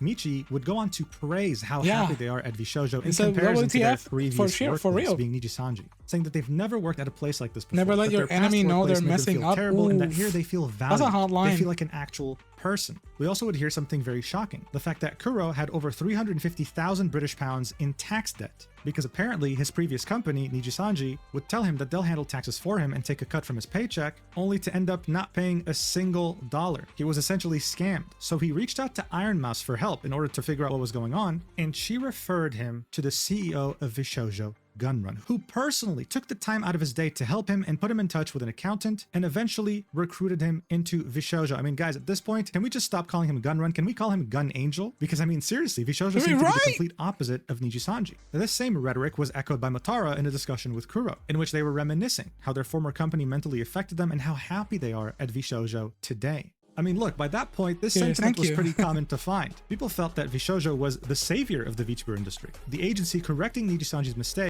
Like, oh my god, this is a comment from Mojin 2024. VShojo out here correcting Nijisanji's mistake and making money out of it. That's the status that VShojo had.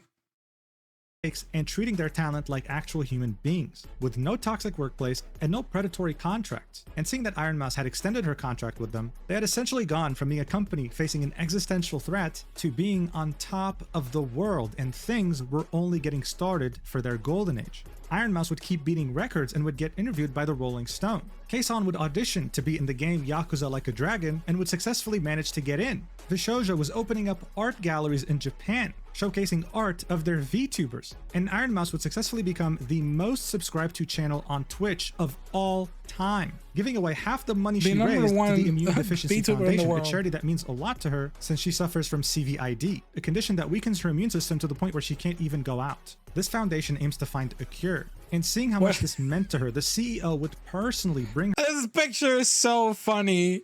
This picture is hilarious. Remember this picture later. This is the picture where the last letter of the Gunrun in the VShojo page was like, oh, I learned that there were $500,000 that apparently were made for charity. I didn't know what that money was for. And it's like, my brother in Christ, you're holding the you have on your chest plaster the IDF. You're running a marathon with these people. I didn't know. Is that a PS? That's a Steam Deck. And the question still, the question. Yeah, I also want to know, where's the money? Where's the money, Gunrun?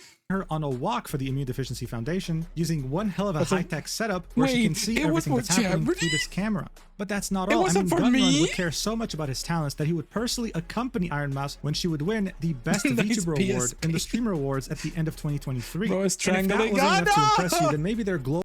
Don't say that. Now that I think of that, I cannot see it. Hold on, I need to go back to that picture because I also need to hear what the hell. No, the chokehold. That is so dark. Oh my god. The high-tech setup where she can see everything that's happening through this camera. But that's not all. I mean, Gunrun would care so much about his talents that he would personally accompany Iron Mouse when she would win the Best VTuber Award in the Streamer Awards at the end of 2023. And if that wasn't enough to impress you, then maybe their global marketing campaigns would, plastering the faces of all their talents in Japan, more specifically a metro station in Shinjuku. I mean, guys, by this point, everyone, whether big or small, as a... By the way, that I think, I don't know if he's gonna later refer to that Shinjuku Station promotion. That shit was over $250,000 for stickers on a wall that no one's gonna see. That was a gigantic waste of money. Content creator. It could have gone, I don't know, to charity, or it could have gone to like the VTuber's pocket.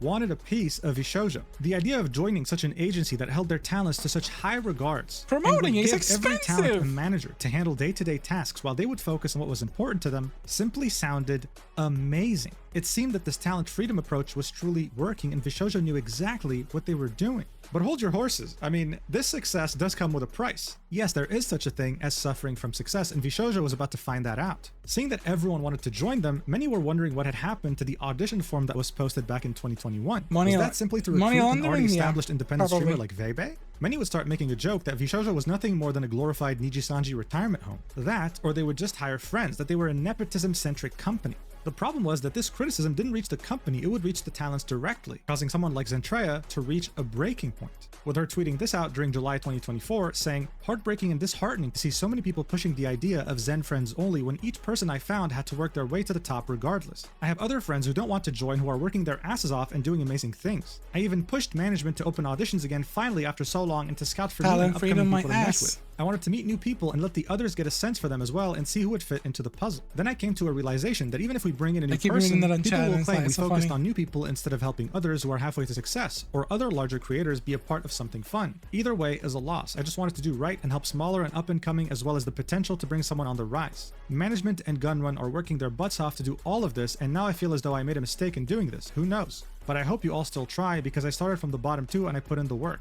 This tweet was made in reference to VShojo finally reopening applications after 3 years on July 10th, 2024, a day before Zentreya's tweet. And putting aside the fact that some talents were literally getting harassed over this was actually a net positive for VShojo. You had droves of undiscovered talented VTubers, established VTubers, big, medium, small VTubers, all wanting to join your agency because goddamn, you guys were doing a great job.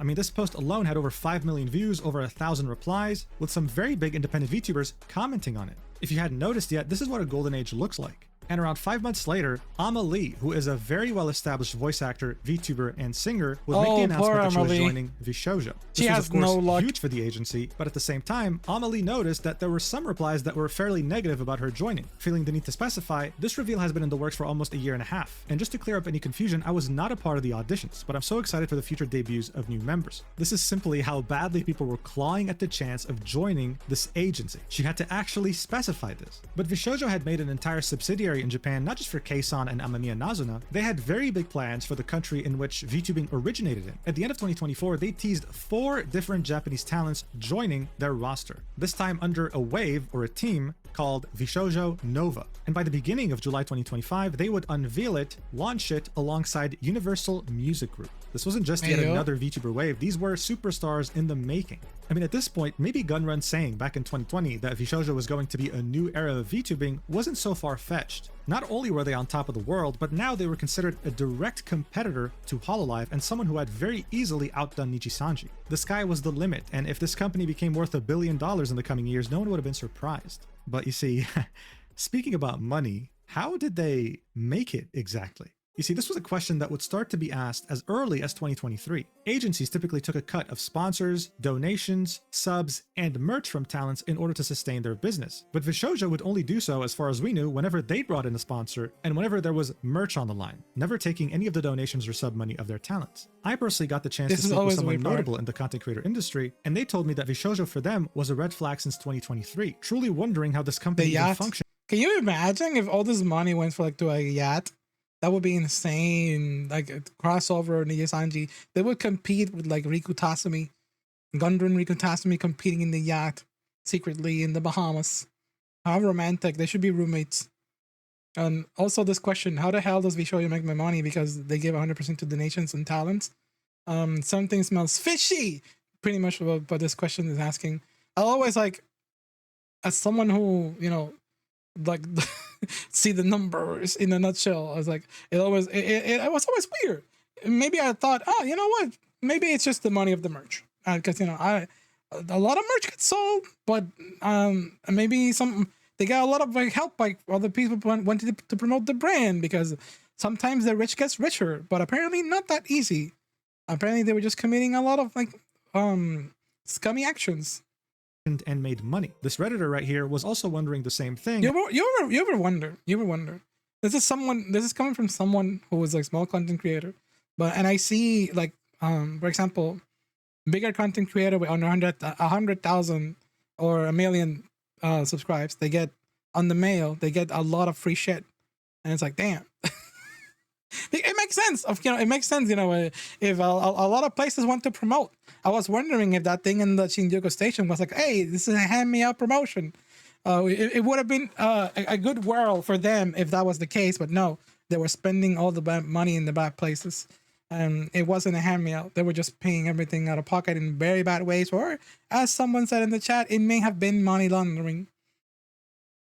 What a yak tournament? And I mean, both look battles? at the top comment. It said, I think there's a running joke about this because I swear I've seen Henya, Keisan, and Giga all commenting, I have no idea how VShojo makes money, insinuating their contracts are really good. I'm sure there's a really good explanation, but my headcanon is that Gunrun and VShojo really just enjoy what they do and don't make a ton of money doing it, but live comfortably enough because their hobby is being support for the talents. But by that point, VShojo was so well established that people who were asking these questions, who were showing these concerns, were simply called stupid and people moved on. This would of course be the sentiment until the end of their golden age, when cracks in the company would start being very hard to ignore and multiple very shocking announcements would be made. On March 6th, 2025, Matara-kan would tweet this, saying, "Today's the day. Momos, send me your energy. I need it." She didn't really specify further, but it seemed like it was a very important day for her and she was asking her community to send her good vibes. We wouldn't hear from her again until 2 days later, on March 8th, in which she would tweet out, "Hey everyone, as I said on stream today, I'll be taking an immediate emergency time off. Some things came up that I cannot address right now, but I promise you will know soon enough. All is good. I am good. I just need to deal with it all ASAP. I love you, She saw the Momos." numbers. Now look, at this point, people were hoping for the best. It's not the first time a big VTuber took a break like this, but it definitely seemed very sudden, and she definitely was trying very hard to reassure her community that nothing was truly wrong, except something was wrong, and we would find that out almost a month later. As the Cinder incident was taking over the entirety of the VTubing community, something else would creep up on the side and shock everyone. One day after Cinder had posted her infamous apology, VShojo would post this, saying, "Dear community members, we want to share that after careful thought and consideration, we've made the difficult decision to formally part ways with Matara on May 5th, 2025. We're genuinely grateful for everything she's brought to VShojo and wish her the best moving forward. Goodbyes are never easy, and we understand many of you deeply care about Matara as we do. The best way to support us both right now is with kindness, understanding, and respect for everyone's feelings and privacy during this transition. We're committed to our incredible talent, community, and the values we share. Thank you all for your empathy and continued support." To say that people were absolutely shocked by this is an understatement. As I said, up until that point, Matara was seen as the motherly figure of the entire talent shocked as roster. hell. She'd be someone with an opinion that was highly This valued woman in is the one of my company favorite and VTubers would, of all throughout time. many occasions, sing the praises of VShojo. So why the hell was she graduating and why was it so sudden? Well, here's what she had to say about it. "VShojo made the decision to part ways with me on March 6th, effective May 5th. I thank the girls, plus Kuro, for the great times we had together and the wonderful moments we shared in the last 18 months. I wish the remaining talent in VShojo the best of luck in their activities. I love them very much and I will carry on being their bug auntie. I will continue streaming as Matara-kan because I am Matara-kan and I hope the Momos can still cheer me on even if I won't be Matara-kan of VShojo." So this tweet actually didn't specify much, but it gave us a couple of clues. VShojo made the decision to part ways with me on March 6th. The same exact day she said, "Today's the day, Momos, send me your energy, I need it." 2 days before she said, "I'm taking immediate emergency time off." But realistically, we really had no idea what was going on. It just seemed like VShojo had fired her in a way. And as people were barely recovering from what had happened with Cinder and what was now going on at VShojo, 2 weeks later, another bombshell announcement would drop. Mountain Dew, one of the co-founders of VShojo, would say, "After 5 years, I am leaving VShojo. For the past 5 years, VShojo has been an integral part of my life and journey. Since its inception, I have had the honor and the privilege of working with some of the most hardworking and intelligent team members and have made many friends throughout the VTubing and streaming community. I will always cherish the time we spent together. I take great pride in my contributions to the growth of the VShojo brand, helping shape what it is today through my involvement in most of the forward-facing, large-scale media and the behind-the-scenes growth operations within the company. As of today, I am formally stepping down from my position as Chief Marketing Officer and departing the company to explore new creative endeavors. While this was a difficult decision, I believe it is the right time for me to embark on a new chapter of creative fulfillment in my life. Thank you all for the wonderful memories. See you soon, Mountain Dew." As far as we were concerned, this was a legend in the industry, flexing what they had done in VShojo and saying goodbye in order to do bigger and better things. Overall though, this post definitely felt sudden. Why now of all times? Why 2 weeks after Matara had left? What was going on at the company? We wouldn't get Things an were answer. burning in the Instead, background. a month later, we would get yet another announcement from VShojo announcing that Giga will be parting ways with the company. On the same day this announcement would be posted, she would specify in a tweet saying, "As of June 27th, I am terminating my contract with VShojo and will be an independent creator." I like all the Michael Bay references in the This decision took a long chat. time to come to terms with, but is definitely the best choice for my future. VShojo is the biggest contributor of the explosions. And I will always be their friend and support. There is no world where I want to be without them both as a creator and as a person, and that is something that doesn't require a contract with an agency to still hold true. I'm wishing all the remaining girls and our dog which is Kuro, success, always. I'd especially like to thank my manager at VShojo, Kenzo, for always doing his absolute best for me and making the most of our time working together. Love you lots. As far as my streaming goes, nothing will change from this. As an indie, I handled pretty much everything myself and can easily do so again. Nothing changed when I joined, nothing's changing as I leave. Real fast this year. This is June, by the way. So I'd appreciate everybody's support. I'll see you on stream soon. And she did stream, only to give a very surface level explanation as to why she had left, citing disagreements with management, working on some projects that would never see the light of day, things like that. And again, as people were barely processing the idea that so many talents had been leaving so quickly from VShojo, 2 days later, on June 27th, 2025, VShojo would announce that Zentreya, a founding member of VShojo and someone who was at this point representing the brand itself, was leaving the company. People were wondering, why? Why now? Why you, someone who has championed VShojo as a company and who seemed like they were never going to leave? And here's what she had to say. On July 11th, I will be leaving VShojo for new opportunities and a new adventure. My time here was long, and I had many fun moments. It will feel like the end of the world, but know that I will always be here for all of you. Nothing will change other than where I am currently at. Thank you to VShojo for many years and the memories. Sadly, times change and paths change, and I decided I wanted to follow my own path and do new things in life. I hope you all will continue to follow me on this adventure. I know change is scary. It's a scary thing to see something you saw grow change, but that is how life goes. We all take this walk eventually, so let's go. SAIN is so fucking amazing. The way she tolerated all this BS, it's insane. Like, I know that I've been quiet for quite a bit. It's because I've been recollecting my feelings, reading all this stuff as well, and also just listening to all this. The moment she posted this, there were so many comments and so many replies regarding SAIN, and she championed all this since then. And this was a post made on June, and it's over in holy crap. So much happened. On this adventure together. Thank you for all your continued support, and even if this is where your stop is, then thank you regardless, and best wishes to VShojo. She would then specify further on the stream that she was doing this for more opportunities and for personal reasons. She, much like the other talents that had left VShojo so far, didn't want any drama or speculation. And just like that, in the span of like a couple of months, 3 talents, including 1 founding member, had left VShojo, and let's not forget that they were joined by the chief marketing officer, Mountain Dew. This wouldn't be the first time VShojo would go through this, we saw this ourselves. But this time felt very different, especially because after a couple of weeks, even Panini had left the company after 3 years. This was the director of talent of VShojo. So you weren't just getting talent leaving, you were also getting some pretty integral people running the company leaving as well. What was going on here? But of course, as you might have guessed, we weren't done here just yet. 7 days later, Iron Mouse would tweet out, "I'm so sorry for not streaming as much these past 2 weeks. I have been going through a lot, but I hope to get back to streaming soon." People just assumed she was tired, dealing with some symptoms of a sickness, or just overall needed a mental health break. But everyone couldn't have been more wrong in this regard. Getting slapped across the face sideways only 3 days later, when Iron Mouse wouldn't tweet out anything, but instead would release a YouTube video titled, "Why I Left VShojo." And all you really need to understand the gravity of the situation is listening to the first 30 seconds. Watch. We're back to the beginning. I am leaving VShojo. Unfortunately, I recently found out that for the past couple of months, I have been misled by VShojo. With the information that I currently have, I believe that I am owed a significant amount of funds, which I have not been paid. And most importantly, the thing that hurts me the most is that the Immune Deficiency Foundation, which is the most important charity to me, and also the reason why I'm here today, is owed over $500,000 from VShojo. So not only was she not getting paid by her agency, but they were withholding $500,000 from her that was meant to go directly to charity. She had trusted them to make the payment on her behalf, and they didn't. That's something a supervillain would do. In the rest of the video, she would go on to introduce herself again to anyone new that was watching, describing to them just how important the Immune Deficiency Foundation is to her, how they saved her life, and how she started streaming due to her condition in the hopes of simply finding friends, never thinking she'd grow this big. She also reveals that she's speaking to an attorney at the moment. She can't really reveal everything just yet, but what she can say is that around the time she was renewing her contract, when she was having... Speaking of attorneys and all that stuff, it's very unfortunate, but right before this video, Henya, the genius, also announced a post about the merchandise not being able to be like chipped out in all the cases because, you know, the company's gone. What can they do? All that, it's like, there's going to be a lot of missing stuff from the fans that already paid for it. It wasn't just charity. It was money from you. From your pocket. It's gone. And you're not getting the merch.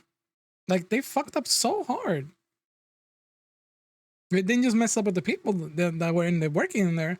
It was also with anybody. Gunman would push this idea on her that the company needed her to succeed. That if she were to leave, VShojo would fall apart. Giga did a video about that. Yes, that is actually true, especially after Giga has been really good at had left at the same time. But this resulted in her ironically feeling trapped in an agency that claimed talent freedom. She wouldn't be able to leave because she felt responsible for both the company and the talents that she loved very much in it. It was simply tragic.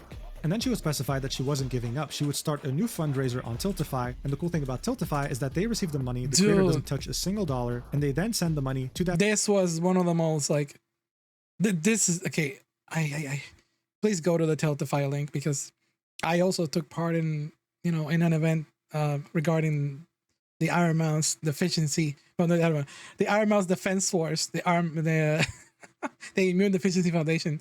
But this is the power of a community about to be shown just now. Oh my god, Alice, thank you for the raid. Thank you so much for watching the Mujin video. Hope you had a fantastic stream. We'll get back to you in just a bit. Mission Iron Strong. Do not be confused with Iron Lung. Even my broke self gave a time. You did, Raymond! Oh my gosh. I saw Miyoki also contribute during the Sonic stream, where I was taking part in that stream regarding this particular Tiltify link as well, because I did a couple of streams regarding the charity, because a lot of VTubers came together to, you know, help out Iron Mouse. Here it is in the comment, in the message. Your support makes a difference. Join me in making an impact. Please consider making a donation to the Immune Deficiency Foundation. A lot of people came together. Immediately, for Iron Mouse, the world means everything. Congrats on the next and getting fun. Thank you so much, Alice, for that. I got emotional breaks. I got emotional. It was one of the best birthday presents that I've ever received. And I hope that it comes to life. I'm already in the talks. I will update you in when I can about that. And thank you for the raid. No, it's okay. If you were not able to support something like these links when they were going on live, just being on the stream, supporting the streamers was enough to just, you know, move everything in a positive direction. So I appreciate anybody who watches the streams, who rates it, and who were also taking part on the collabs that I was also taking part of this. Charity on their own. Within just a few hours, Iron Mouse had raised tens of thousands of dollars, absolutely eclipsing her initial $10,000 goal, with the entire VTuber community backing her up and encouraging everyone to donate. Soon this news would spread like wildfire. Iron Mouse, one of the biggest streamers on the planet, was scammed $500,000 from her agency that was meant to go to charity. The Pandora's box was officially opened. VShojo was fair game. And when it comes to internet drama like this, once it rains, it fucking pours, baby. And now you had many people come out with their grievances that they had with the company. Like this music composer here saying nowhere near what Mouse is going through, but for the past year, VShojo has been habitually late in paying me commissions, sometimes leaving thousands of dollars of my invoices unpaid for months at a time. I tried to be patient, but knowing they were stealing charity money from Mousy while this was all happening makes me sick to my stomach. Another music artist would quote tweet this and say, I have thousands of dollars of unpaid work from them too. Had to chase people down just to make sure my friends got paid. They even hire someone to help with music stuff, but I ended up managing everything while they got paid for my work. This had gotten to a point where it was so ridiculous that Iron Mouse had to make a statement saying any artists/musicians that worked with me through VShojo and never got paid, please contact me ASAP so I can get you paid. I'm so sorry. It turned out that the financial problems of VShojo weren't just related to talents, they were related to everything. Around that same time, Zentreya would also tweet this out saying, in all seriousness, I know VShojo had times where they would take forever to process a payment out to artists when they worked with me if the payment was through VShojo and not me. I just want to make sure that if you were one, you were paid. Contact me on what project, I'm so sorry. Very shortly after Iron Mouse had released her video, both Kuro and Michi would take VShojo out of their names on Twitter. As this was all happening, a well-known Japanese media personality would tweet this out, and it would end up being a bombshell, saying, this person moved from a VTuber company to another as a staff last year, bragging about his new income. He thrusted me a few of his new business cards to give to my good contacts. I found the action obnoxiously rude, but maybe he was too young and friendly to know better.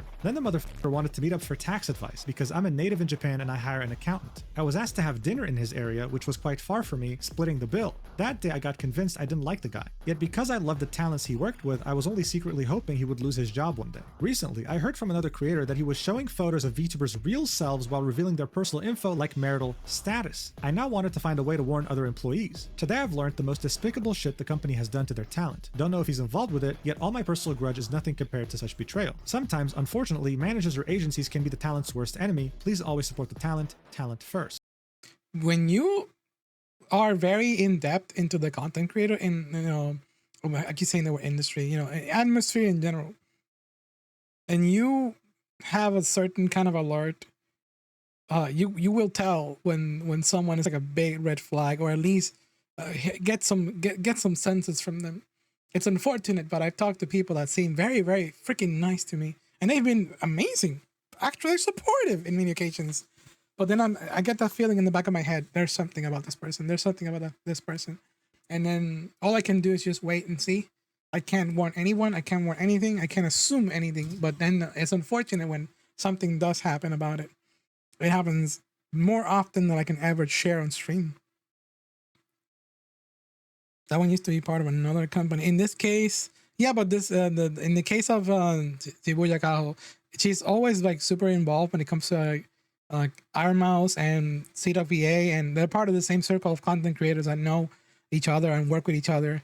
And it was yeah, that was the situation. I was speaking in general about so here Shibuya Kaho was pretty much creators. saying that there was someone who worked at a noted VTuber company, we can only assume it was Nichisanji, was then hired at VShojo, and that person was very careless with some of these VTubers' identities. Something extremely taboo, seeing that these VTubers valued their privacy above all else. I mean, they're VTubers for a reason, right? But even though that was despicable, she would still say that this is nothing compared to what VShojo had done by stealing $500,000 from Iron Mouse that was meant for charity. Someone in the replies would point out, saying, if you knew about this guy, why didn't you speak up earlier? Revealing a VTuber's information is dangerous to them. It just looks like you joined the bandwagon when it became relevant. To which he said, actually, I just came back from the US where I gathered the info that he was still within the company, and I was actually meeting up with someone who's been working with him in Japan this week. Given that it's a story I heard from someone else, I thought it was best to do in person. Miyauri, a Twitch streamer, would corroborate what Shibuya Kaho had said, saying, speaking of VShojo, I remember one anime expo, I was at an after party and a certain someone was trying to flex how he could arrange private meet and greets with the creators behind the models. Never sat right with me because do these creators even know you're exploiting / treating them like party favors? Zentreya, who cares about her privacy so much that she literally uses a text-to-speech voice in order to communicate, would find out about this and say, someone who worked with VShojo was giving out info? What the fuck? Are we so fucking serious? She then tagged Gunrun and said, dude, what the absolute fuck? I wasn't aware of this and I am assuming the others weren't either. Did you know? She would then edit the post and say, reading, it was Japanese side and it's so fucked, dude. It still stands and I personally don't even know what all happened behind the scenes on the English side. I just followed so blindly, leading VShojo thinking it's all cool, man. F me for being stupid. Obviously the community shared her shock, but also emphasized don't blame yourself, you didn't know. Even Mountain Dew, who used to be the chief marketing officer of VShojo and one of the co-founders, would say, nah bro, what the absolute fuck? Tagging Gunrun on Twitter. Things were devolving, and they were devolving very quickly, with all of these events barely happening within the span of 24 Sorry. Oh, this man. I said I was going to bring this guy up, but don't worry. I think Mojang also had the same idea. We will look at this community whatnot later. And this is the guy that quit. One of the guys that quit VShojo. And then he was also in the bandwagon like, oh no, the Gunrun, you are so bad. Why are you so bad? And it's like, how could you? What the absolute heck? You're hacking hackers. And then he got community noted because he was also a piece of shit. It was him! hours after Iron Mouse posted her video. Now, seeing that Keisan was in a different time zone, she woke up to absolute chaos. But she wasn't just going to simply sit by and watch all this burn. She immediately announced a live stream at 9 p.m. Japan time, with a thumbnail being, also, we need an explanation, please answer VShojo. In it, she would do the unexpected and bring on the CEO the most of ballsiest VShojo Japan move for a discussion, giving him the avatar of a rat, saying VShojo Keisan Japanese has CEO some balls, for now. the massive Yura on size, YouTube honestly. translated the entire conversation because the CEO wasn't comfortable speaking in English, he spoke in Japanese. He would confirm to the world that the $500,000 that the Immune Deficiency Foundation was owed was truly not paid. This was the first time a VShojo staff, especially someone as high up as him, confirmed this to us publicly. When questioned about financials further, he would explain that he had very limited access to company Where's my money, financials bro? since VShojo Japan was just a Speak subsidiary. up. He could only see money coming in and out of VShojo Japan, and he was taking a risk coming to the stream because he had multiple higher-ups above him. And the most important moment in this entire live stream would be this right here. No need to explain, just watch. So did you just say that VShojo JP itself was doing good? そうですね。 In finances too? そうですね。 You haven't paid me. っていうことになるんですね。その、本社の中の帳上はそうなってたっていうことは聞いてます。日本、でもタレントに1円も払われてない状態っていうのを把握しておられたんでしょうか？そうです。はい。I know this. Oh, that's why. 資金的にうまくいってないのでは？入ってくるお金と出ていくお金の数字のみを見たら、日本の支部っていうのはうまくやっていたってことですね。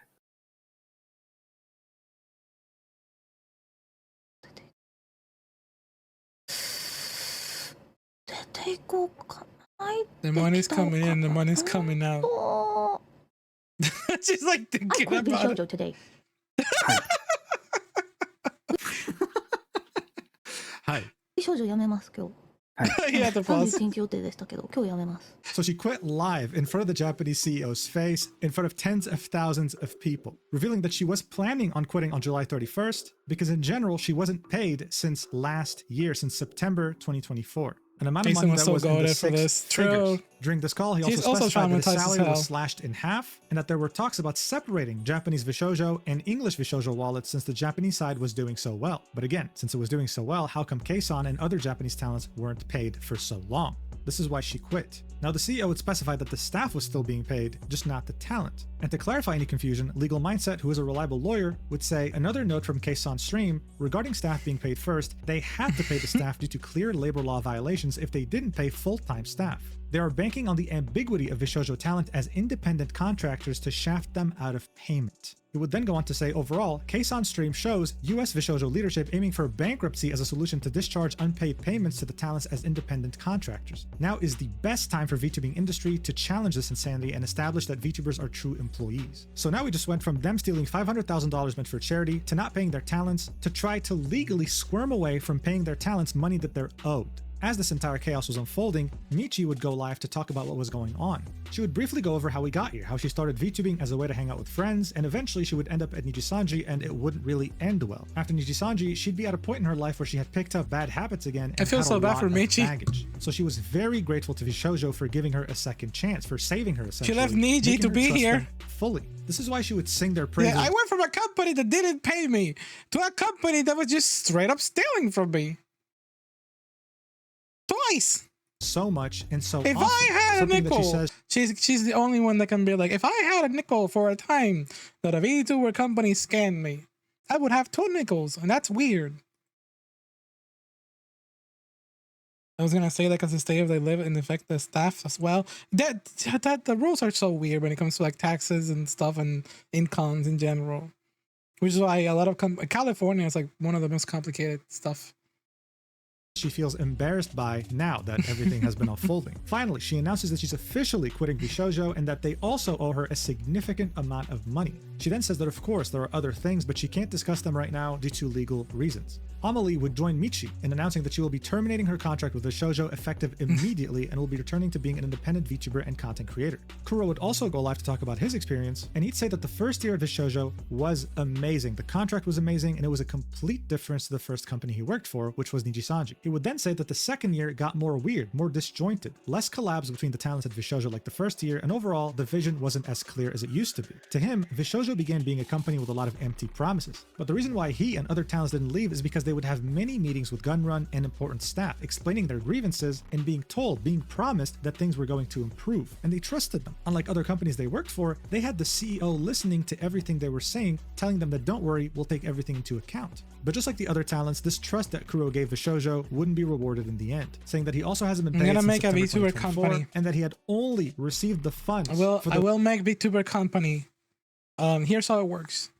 You give me 90% of your money.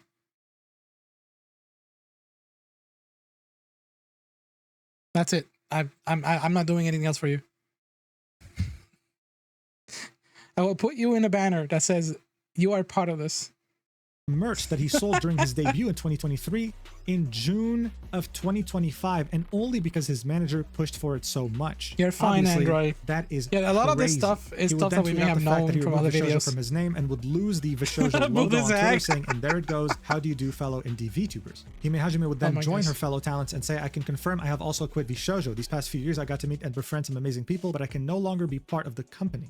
Henya the Genius would then go live to talk about her perspective, and here's what she had to say. Just How 5 can minutes you- before the stream, how she can found out you that her hurt birthday merch this face? was never shipped. Merch that her fans paid for. They never received it. Her manager and her attorney are now handling the situation, and she'll update her fans when she can. She's of course officially leaving VShojo, and the situation has been very heartbreaking for her. And just like the other talents, the company owes her You a still significant joined? amount of money that they delayed for a very long time. One could That's guess what that I it like was to since hear. she joined almost. Just like with Michi, VShojo gave her hope again. She almost quit VTubing, but here she felt like she had a second chance. She trusted them. This will be Saint's But company. thankfully, even though she was backstabbed by this company she trusted, she will be continuing VTubing as an independent. But this wouldn't just be talents currently at the company. This would be also ex-talents Send that me would that finally later be able when to it's talk when about this is their done. grievances with VShojo. One of them being Silvervale. She went live to talk about it, and I mean, just listen to this clip. It'll tell Make you sure you- everything. This is her talking about what happened during the whole Hogwarts Saying you were Legacy joined? Oh my controversy, and gosh. how as she was being harassed, she got on a call with Gunrun.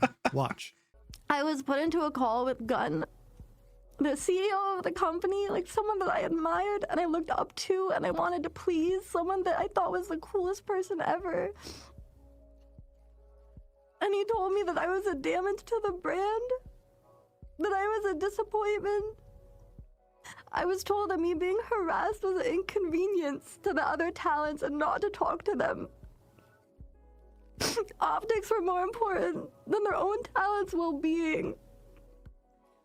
And I was suspended from streaming. They said it wasn't a suspension when- because they weren't this that is kind when, of when agency. she got harassed But in what the else do you call being Hogwarts told Legacy not to situation. stream?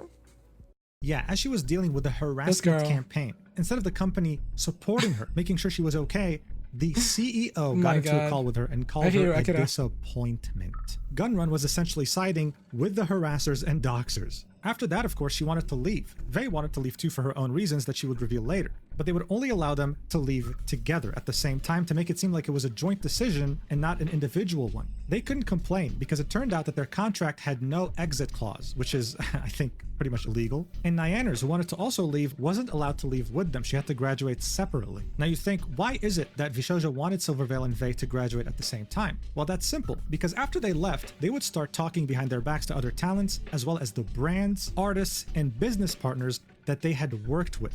VShojo management would make it their life's mission to slander both Silvervale and Vey to make it seem like they were problem childs. Like the reason why they left and the reason why they got into so much controversy was their problem, not VShojo's. It was How disgusting. petty! But even after leaving, Do you have Silvervale to wasn't be? done with the trauma of VShojo. She said that the threat of VShojo suing her haunted her for a very, very long time. Because at some point, before she even graduated, she had mentioned in her Discord that she was stressed and needed to cancel the stream. Her lawyer It's was insane. immediately contacted by VShojo after she had posted that message, and they threatened to sue her if she just hinted that she was leaving or was unhappy at all at the company. She constantly felt watched and felt like she had to be very careful of what she said at all times. This wasn't a company who put talent first or valued talent freedom. This was a dystopian, nightmarish agency. People felt so sorry for Silvervale because she's had to keep this to herself for years, not able to ever talk about it. She said this was the first time she felt like she could start to heal now that It's she was just able business. to talk. But the Contracts are a bombshells here weren't scam. over because she would then tweet this out saying, "My heart goes out to all the communities affected by this recent news. I know that it's surprising and heart-wrenching for a lot of people. There's a lot I wish I could say, but I signed a pretty aggressive NDA.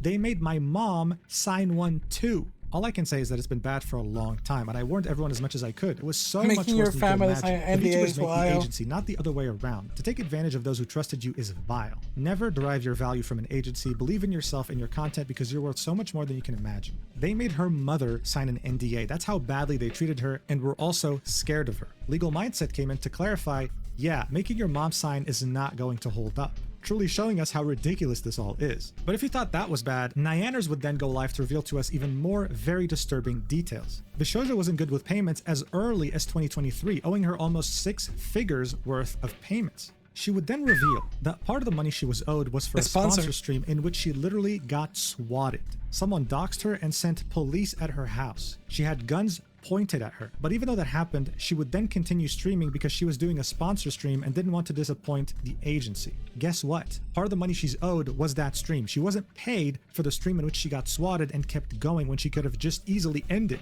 After leaving VShojo, within just a few months, she had made more money than she had ever made under the agency. I'm not saying that'd be really funny to me. I'm like, oh no. I don't know why my brain thinks it's funny, but it's like, this is it's the image of like how insane that would be. Like, imagine someone being told, no, what do you do now, boss? What do I do? No, I'm being swatted. Here are the cops telling me that I have to put the stream down. Keep streaming. We also have a gun directly at your face. It's called the contract. You will be a liability if you don't continue to have a happy face on stream. It's like, what the fuck? How is that gonna go with the people that are telling me to like, no, it's a sponsor. Continue. It's happy tears that you have in your face. Happy tears, happy face. It's like, okay then, boss. Same thing applied to Silvervale. Since the first contracts had no exit clause, the only way Nyaners, Vey, and Silvervale were confident enough to leave was because VShojo at the time had an expired business license. Before leaving though, she was still in the process of renewing and brought in a lawyer to review the contract. As she was doing this, she was guilt-tripped by the staff. We could only assume this was the CEO, saying things like, wow, she's so heartless, she's talking to us through a lawyer, which is ridiculous, by the way. Having a lawyer review a contract should be normal. It is normal. Her lawyer would then audibly be horrified during the contract call, sighing and saying, some of this is ridiculous, some of this isn't legal. We would then get further clarification on the graduations of 2023. Vey comes in the chat and specifies that part of the company's terms for her exit was announcing her and Silver's departures at the same time to avoid panic. Vey also didn't get paid for any sponsors from 2021 to 2023, and she needed to hire a lawyer to pester them 24/7 in order to get her money, which makes her believe that VShojo had used other talents' money in order to pay her. In the end, Nyaners thought that she was genuinely going to take all of this to the grave, never being able to clear her name.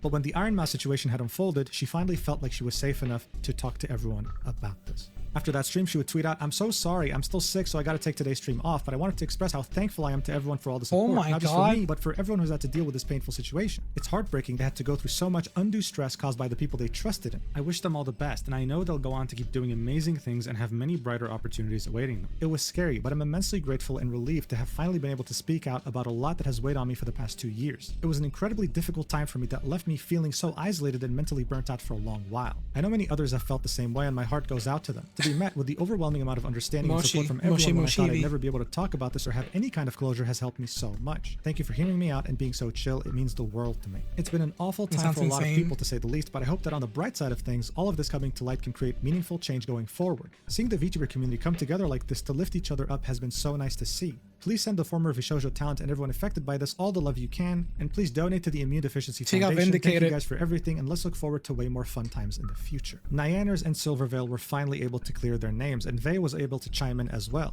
Many people felt very bad with how they perceived them and were there to show them support. But it wasn't just talents and ex-talents of VShojo that had something to say. No, VShojo didn't need to have someone be a talent in order to mistreat them. In the summer of 2024, VShojo would open their applications again. And since Amelie needed a year and a half to join, it was safe to assume that this was going to be the same amount of time required for a new talent to join as well. What I applied for VShojo, but my entry was a parody. I did it I did a little silly, and I know that someone like me, it doesn't have a chance to make it into, you know, with all the competitors in here.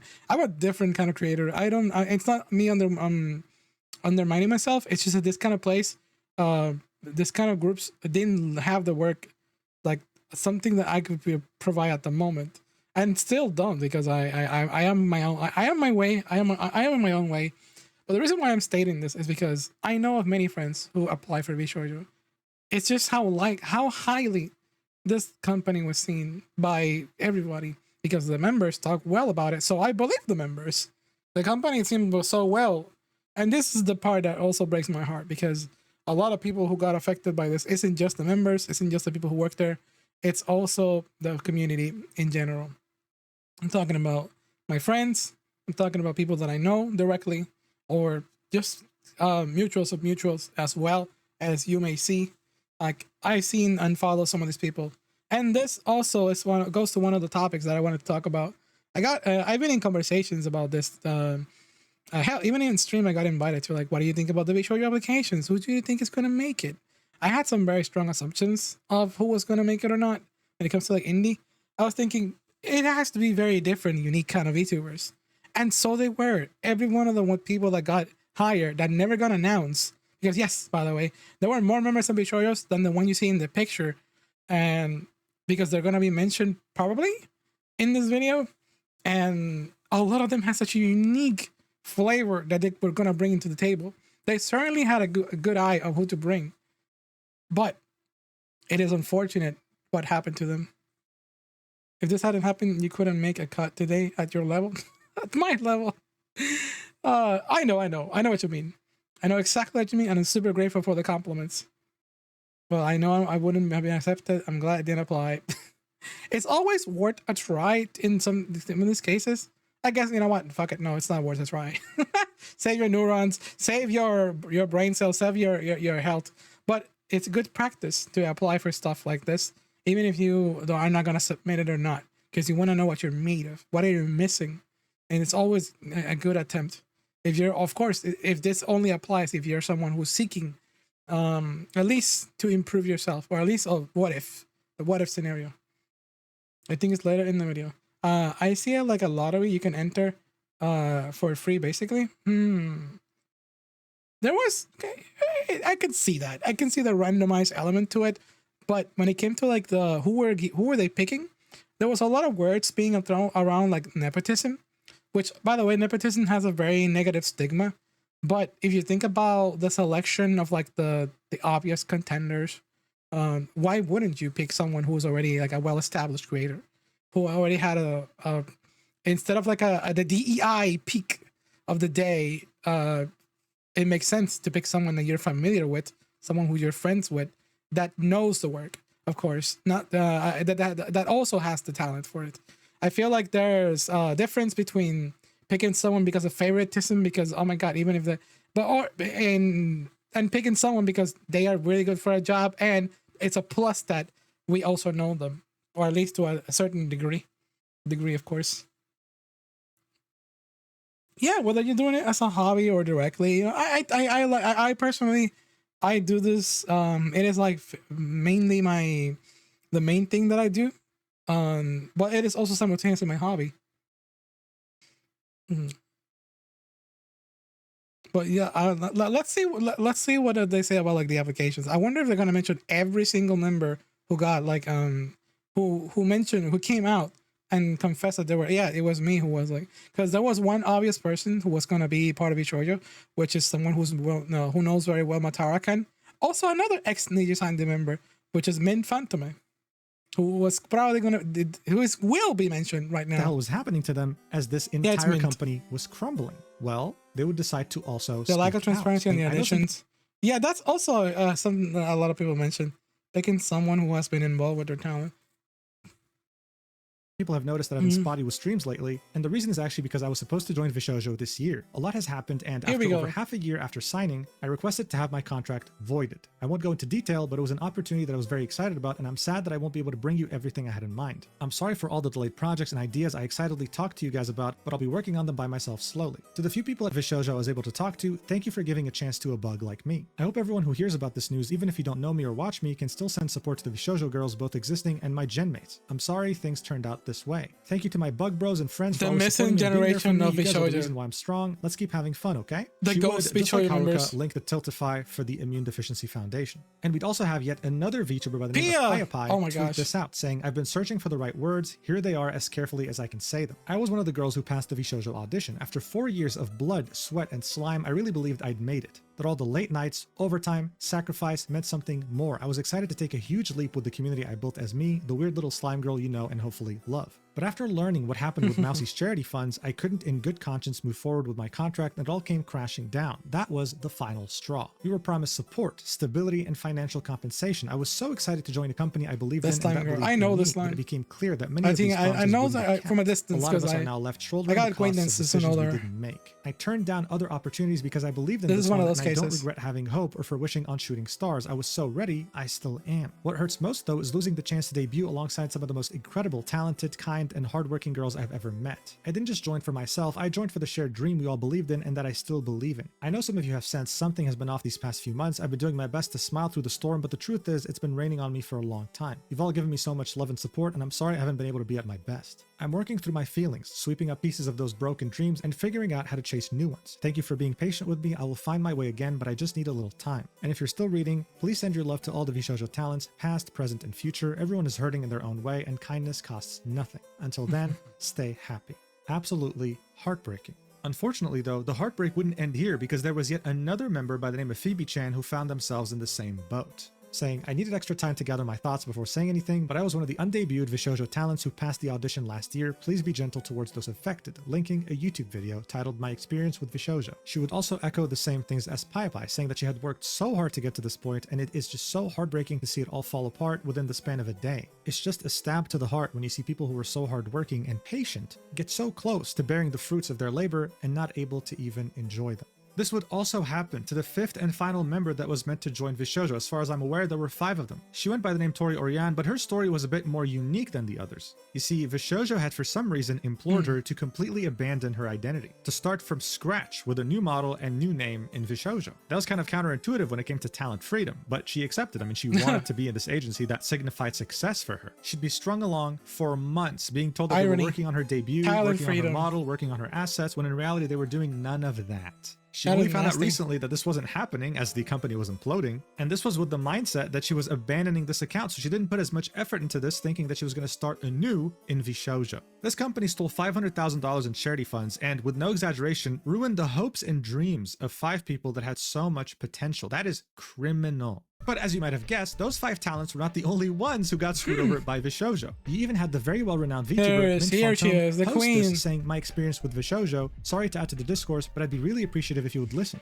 In it, she would say that her interactions with VShojo started when she would make a podcast with Matara. Even though she wasn't a member, she did collaborate on merch, but didn't receive a single dollar from it. When she met up with Matara in Japan, she told her that she was feeling lonely, that she wanted to join a group or a company. So eventually, she came up with the idea to pitch an idol group to VShojo, and Gunrun was supportive, and VShojo would audition 2 other people. These would be completely separate from the 5 VTubers we just saw.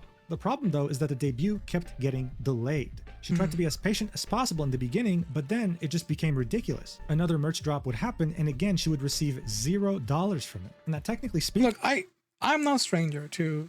I mentioned that I wanted to join... not that I wanted, but I send applications and stuff like that. I send not only to applications to like groups like that. I know that I stood no chance on my own, but groups of VTubers. Sometimes you look at them and they seem like they're having so much fun. And I know that feeling because I used to feel it. Not so much anymore. This is who is talking right now is like SAIN from like a year and a half ago when I was like Neo SAIN. Like I understood what it was like. Whenever I saw a group, I was like, oh my god, that actually looks funny. But I know that that feeling. I am very fortunate that I have lots of friends. I'm never gonna feel lonely. But I used to know that feeling. But it feels like to be a VTuber and be kind of like on your own and wanting to join a group just because, hey, maybe it would be a really cool idea to have like collabs easier or just plan something, organize it how the big people are doing it. I'm very fortunate. You all seen who comes in here. My doors are always like very open. That's why I had the little ring, the little ring in there for tons of people. Throughout the whole thing, she was actually a VShojo talent for over a year, even though no one really knew about it publicly. This was, of course, again, tragic, and it would show us a trend with VShojo, the fact that they wanted to do so much, but very often would bite way more than they could chew. The same thing would happen with Quinn, who is a VTuber that used to be at Nijisanji that also happens to stream with Facecam. VShojo would tell him that they're interested, that they really would love to sign him on, but eventually would just ghost him. This company's higher-up management was ran by complete clowns who didn't really know how to run a business, and more revelations would come out. For example, Shoto, who is a very big VTuber, would say, fun fact, I was contacted for an opportunity to join VShojo back in 2023, and I'm very glad it didn't go through. Please support Mouse and support the Immune Deficiency Foundation, y'all. To which Sayu, yet another very big VTuber, would say, you too? Damn, and retweet. Shy Lily, who needs no introduction, would say, good thing I trusted my gut feeling when VShojo tried to recruit me. Their contract was riddled in red flags and basically legal robbery. This makes me sick to my stomach. Please, if you can, support Mouse and the Immune Deficiency Foundation. I was gonna say Shy Lily is a shark when it comes to business, but Shy Lily is more of a killer whale. Literally, Shy Lily. I love listening to Shy Lily talk about like business stuff. She knows so fucking much. And even more tragically, Sayu, who used to be at Nijisanji and was treated horrendously by that company, like I'm talking she was doxxed and harassed and everything, and Nijisanji did nothing, effectively what Gunrun had done to Silverveil, would get in contact with VShojo as she was stepping out of Nijisanji. Sayu. At that point, she had lost all hope, but VShojo had given her renewed hope. My inspiration right there, saying, what if she Sayu? left and several others left, and they would make a gen of ex-Nijis in VShojo. He liked the idea, wanted to listen to more things she had to say. She felt like she was finally validated for the first time in her career. And Gunrun, the CEO of VShojo, would tell her that he wanted to help and that this sounded like a plan, saying that the only thing he was waiting on was for her and Nijisanji to finalize their graduation. After she'd go through an absolute nightmare and finally get rid of that company, she would reach out to Gunrun again and would only receive a surface level response, effectively ghosting her. She had lost everything in Nijisanji, she had lost complete hope, Gunrun gave her some hope, and she had lost that too, all in the span of just a few months. It turned out that VShojo wasn't this next level, new era VTuber agency, it was run by a manipulator who couldn't run a business better than a kid. And speaking of that manipulator and how he founded VShojo, I wasn't fully honest with you in that regard. It didn't really pop out of nowhere in 2020. No, it was actually a work in progress and it was only revealed in 2020. And according to Project Melody herself, it began with Gunrun DMing her on Twitter. She was exclusively an adult content creator who streamed on adult sites, but he wanted to know if she was interested in streaming non-adult content on Twitch. Watch her say this herself.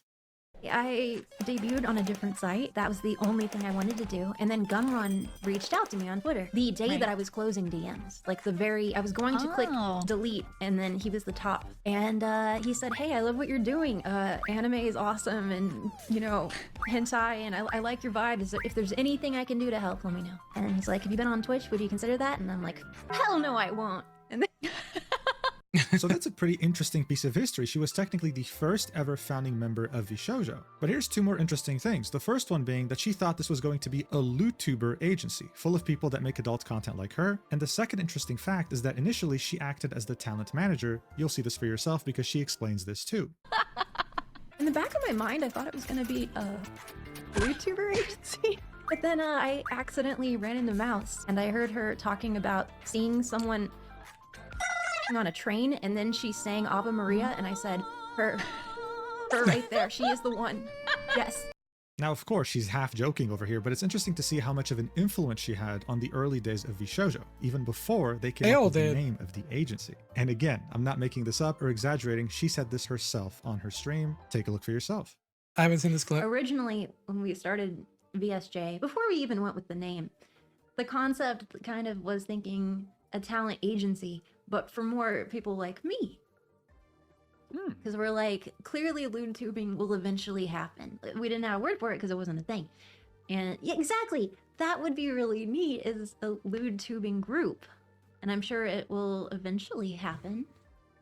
But oh damn, that would be a cool avenue. Yes, but very quickly we realized, like, I mean, that kind of like isolates us, and there's a lot of cool people out there, just like people hidden amongst it, because there wasn't that many English VTubers. It was almost entirely Japan based, and so lewd tubing was more obscure. It was a neater concept to build something that's more general and.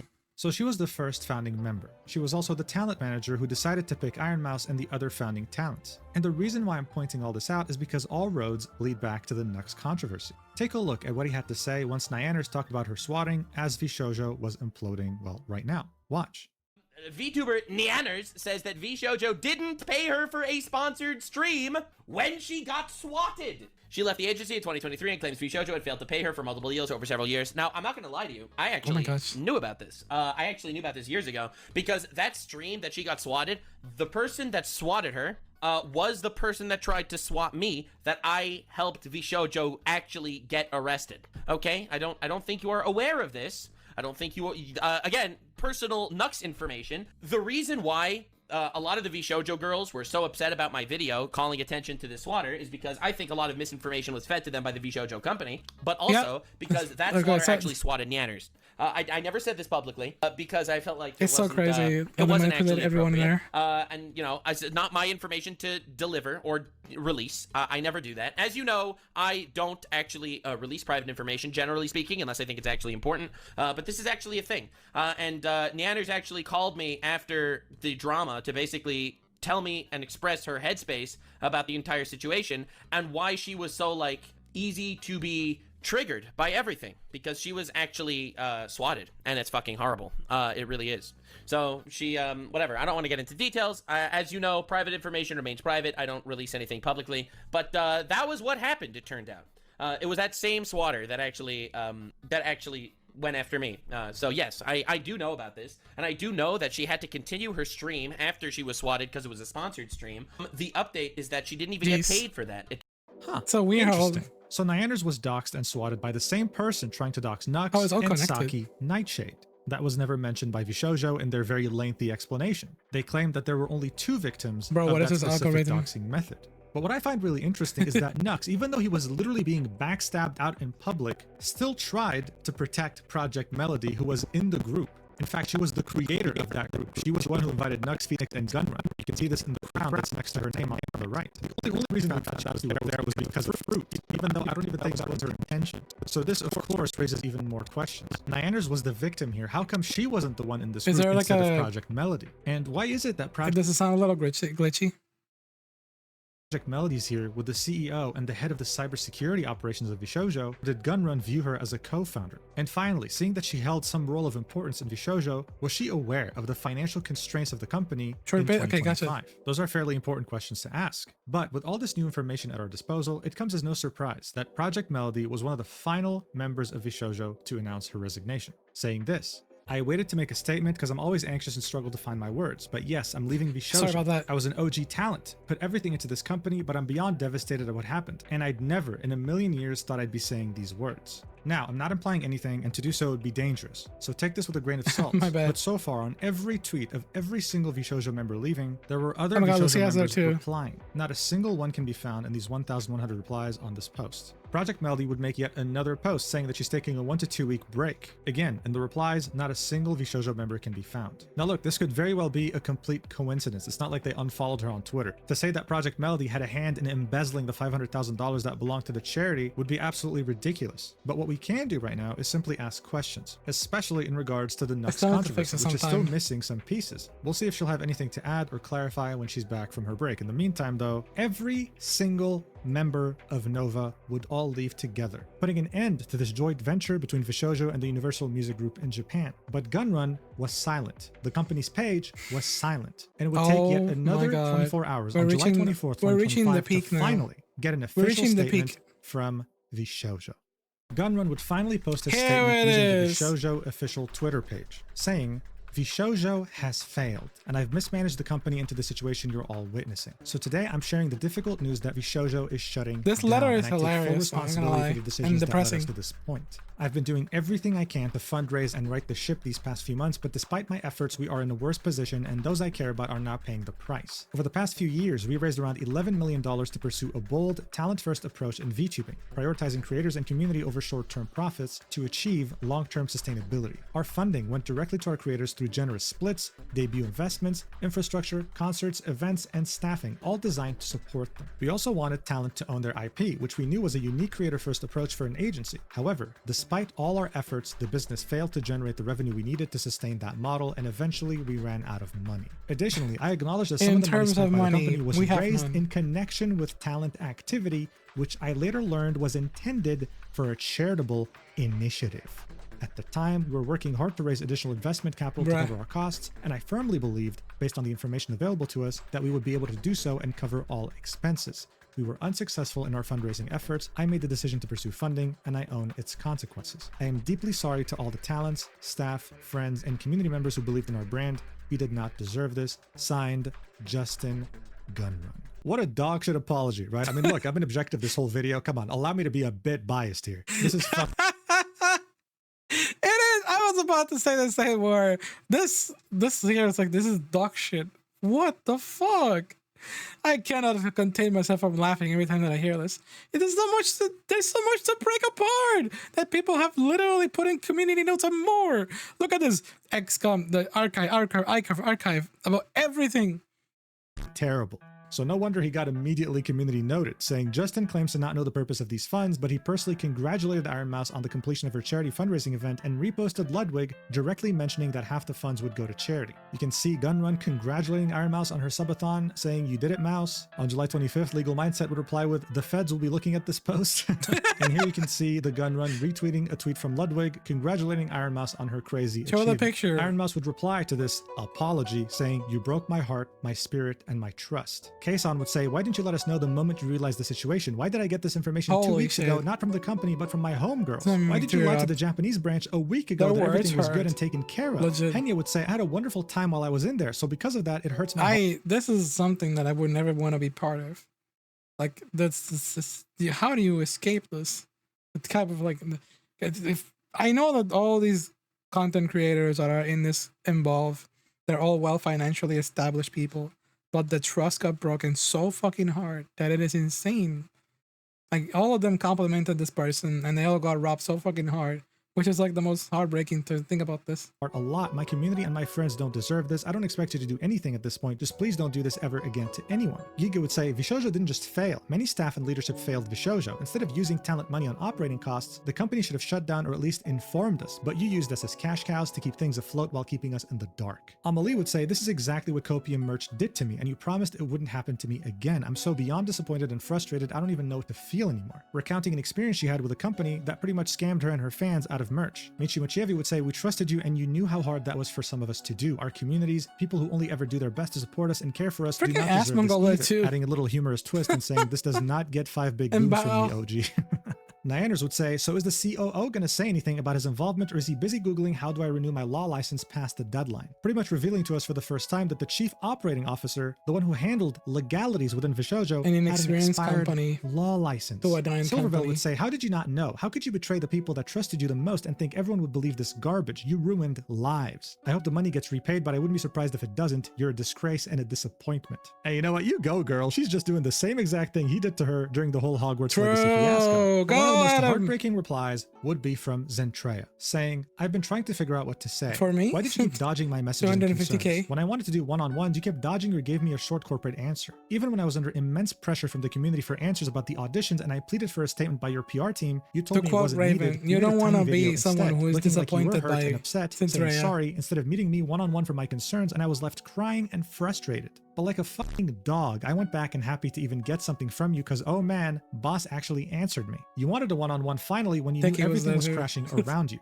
Then debuting new talents and such even after the community kept asking about it and kept waving it off and letting me take the punches. I smiled. I fucking brushed it off. Yeah, and kept everyone pushing was, the company it was because I on was this. hopeful for new talent and bringing new people to help. Instead, I find you were hiring people without input and poaching without even the idea of truly helping them other than financial gain. We didn't even know who you were bringing in. You and the team told us to just take it. You and some people were really ready for me to be thrown under over and over. Even when Amelie joined, I begged you to put out a statement regarding auditions before she announced her debut stream. You gave us the middle finger. Me and Amelie had to put out a statement because your PR team was unfit for their job. I took it all. Why did we have to say anything at all? Why did I have to keep taking the fucking damage over and over? You were hurting me well before this. You know you have.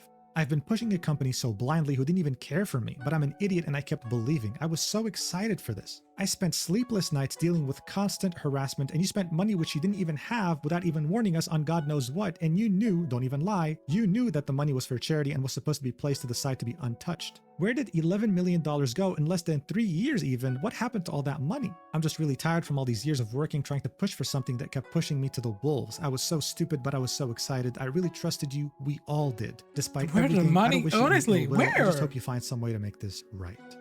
VShojo had gone from being the hope of the VTubing community to a leech that had sucked out the hope of everyone who had any contact with it, whether they were talents or not talents, whether they had auditioned or were in the process of joining. This was a tragedy on a cataclysmic scale.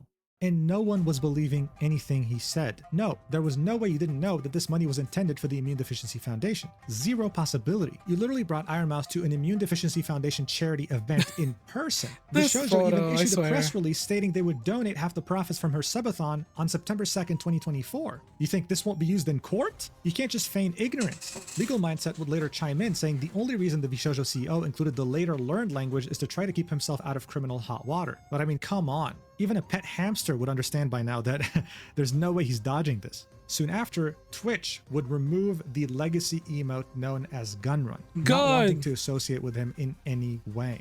But you want to know what's crazy? Fruit has been never saw that inactive emo from in my January chat. Thank 2025. God. She finally made a comeback on July 21st, 2025, and literally just a day after she had come back, she would find out about the whole Iron Mouse situation. She effectively came back to a raging fire. At this point, it was already implied, but she still felt the need to specify that she's left VShojo, saying, as a day one talent, it's truly heartbreaking that it has come to this. I had the opportunity to achieve so much in the last 4 to 5 years. I'm really anxious about becoming indie, but I'm going to continue doing what I set out to do and make fun things. The people, whether talent or staff, were the best part about the company. I had the pleasure of meeting so many inspiring individuals. I hope we can cheer them all on together moving forward.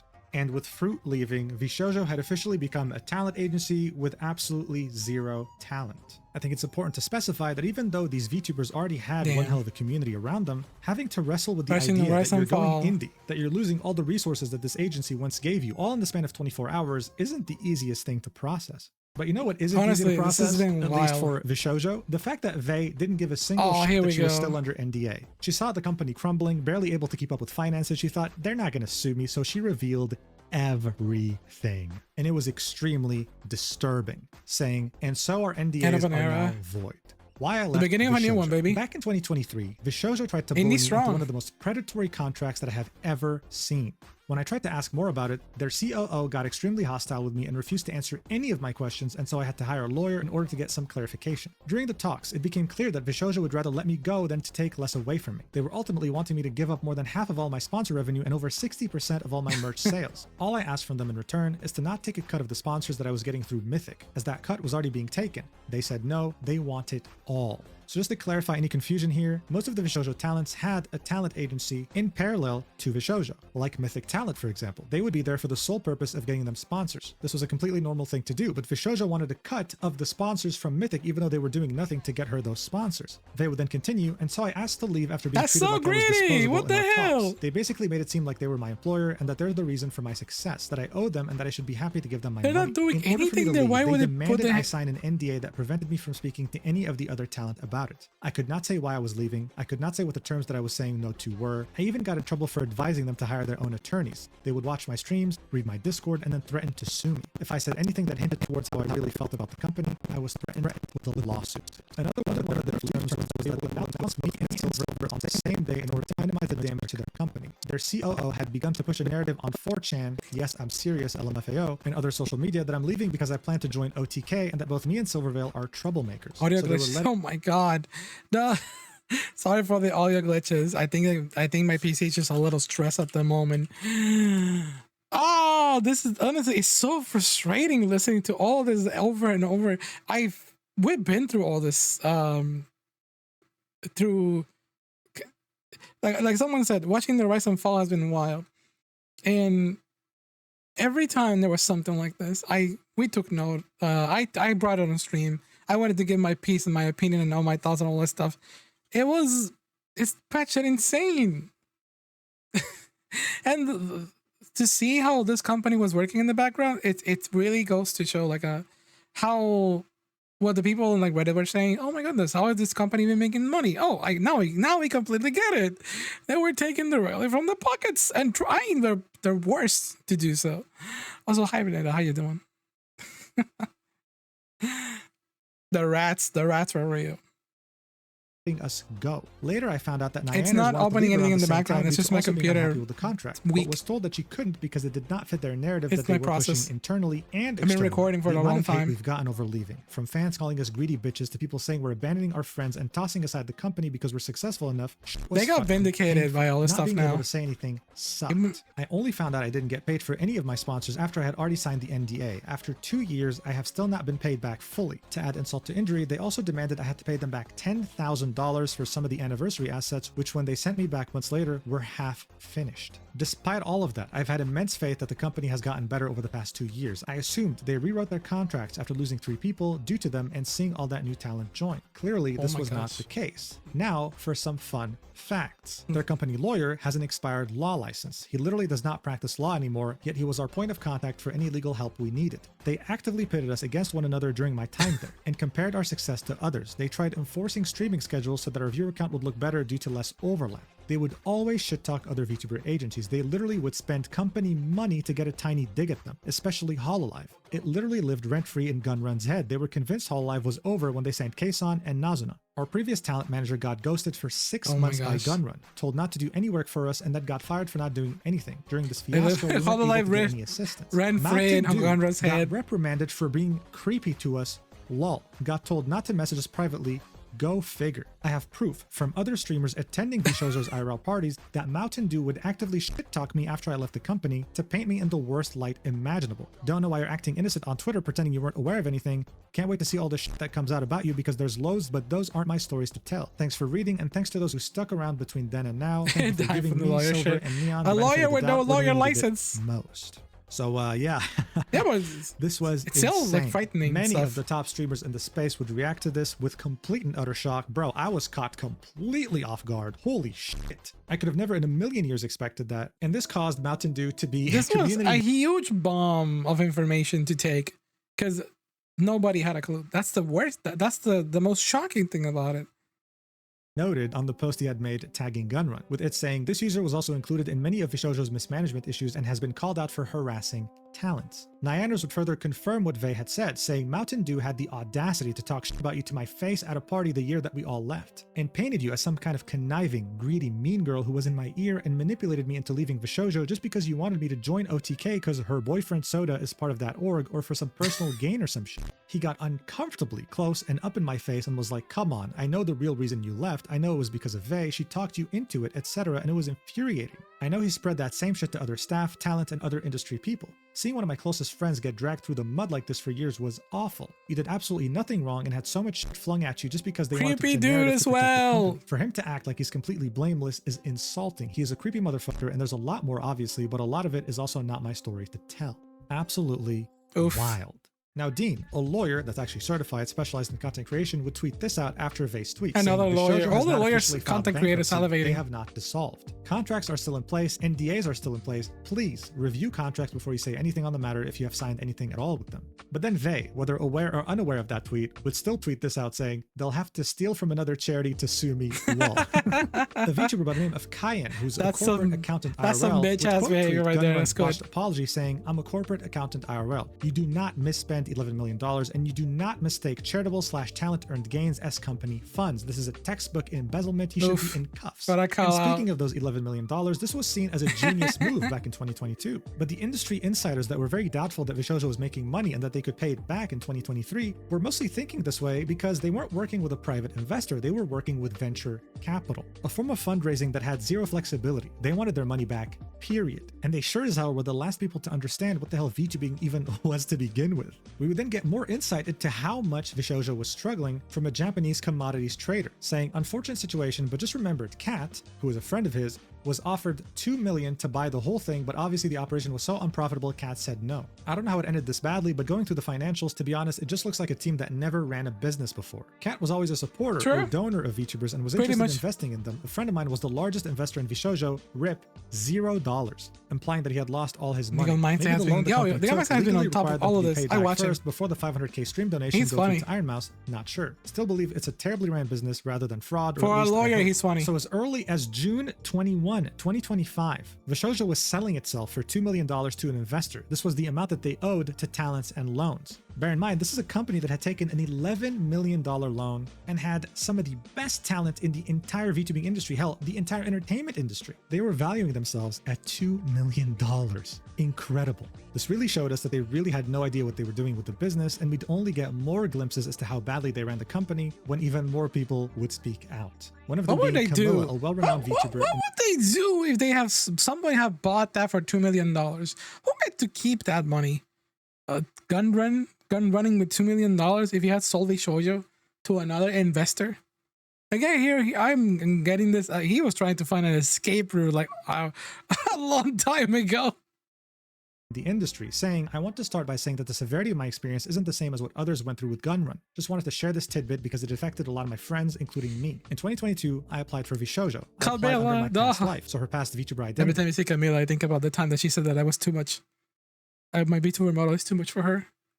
VShojo at the time prefaced that they were looking specifically for smaller streamers. I thought I'd give it a chance because I was a very small one at the time. I auditioned. I passed. I received an email saying that I would be moving to the next stage, as well as some of my friends. I and others were so excited to have even passed the initial round. That alone was something to be proud of. We filled out the next part. This mainly contained more technical questions. Gunrun did innovated some things, difficulties, what kind of but that wasn't enough to like submitted hold that, the company. and got another email back. I made it to round 3. I was so happy. I know I wasn't fully accepted yet, but it was still a nice feeling. So I waited.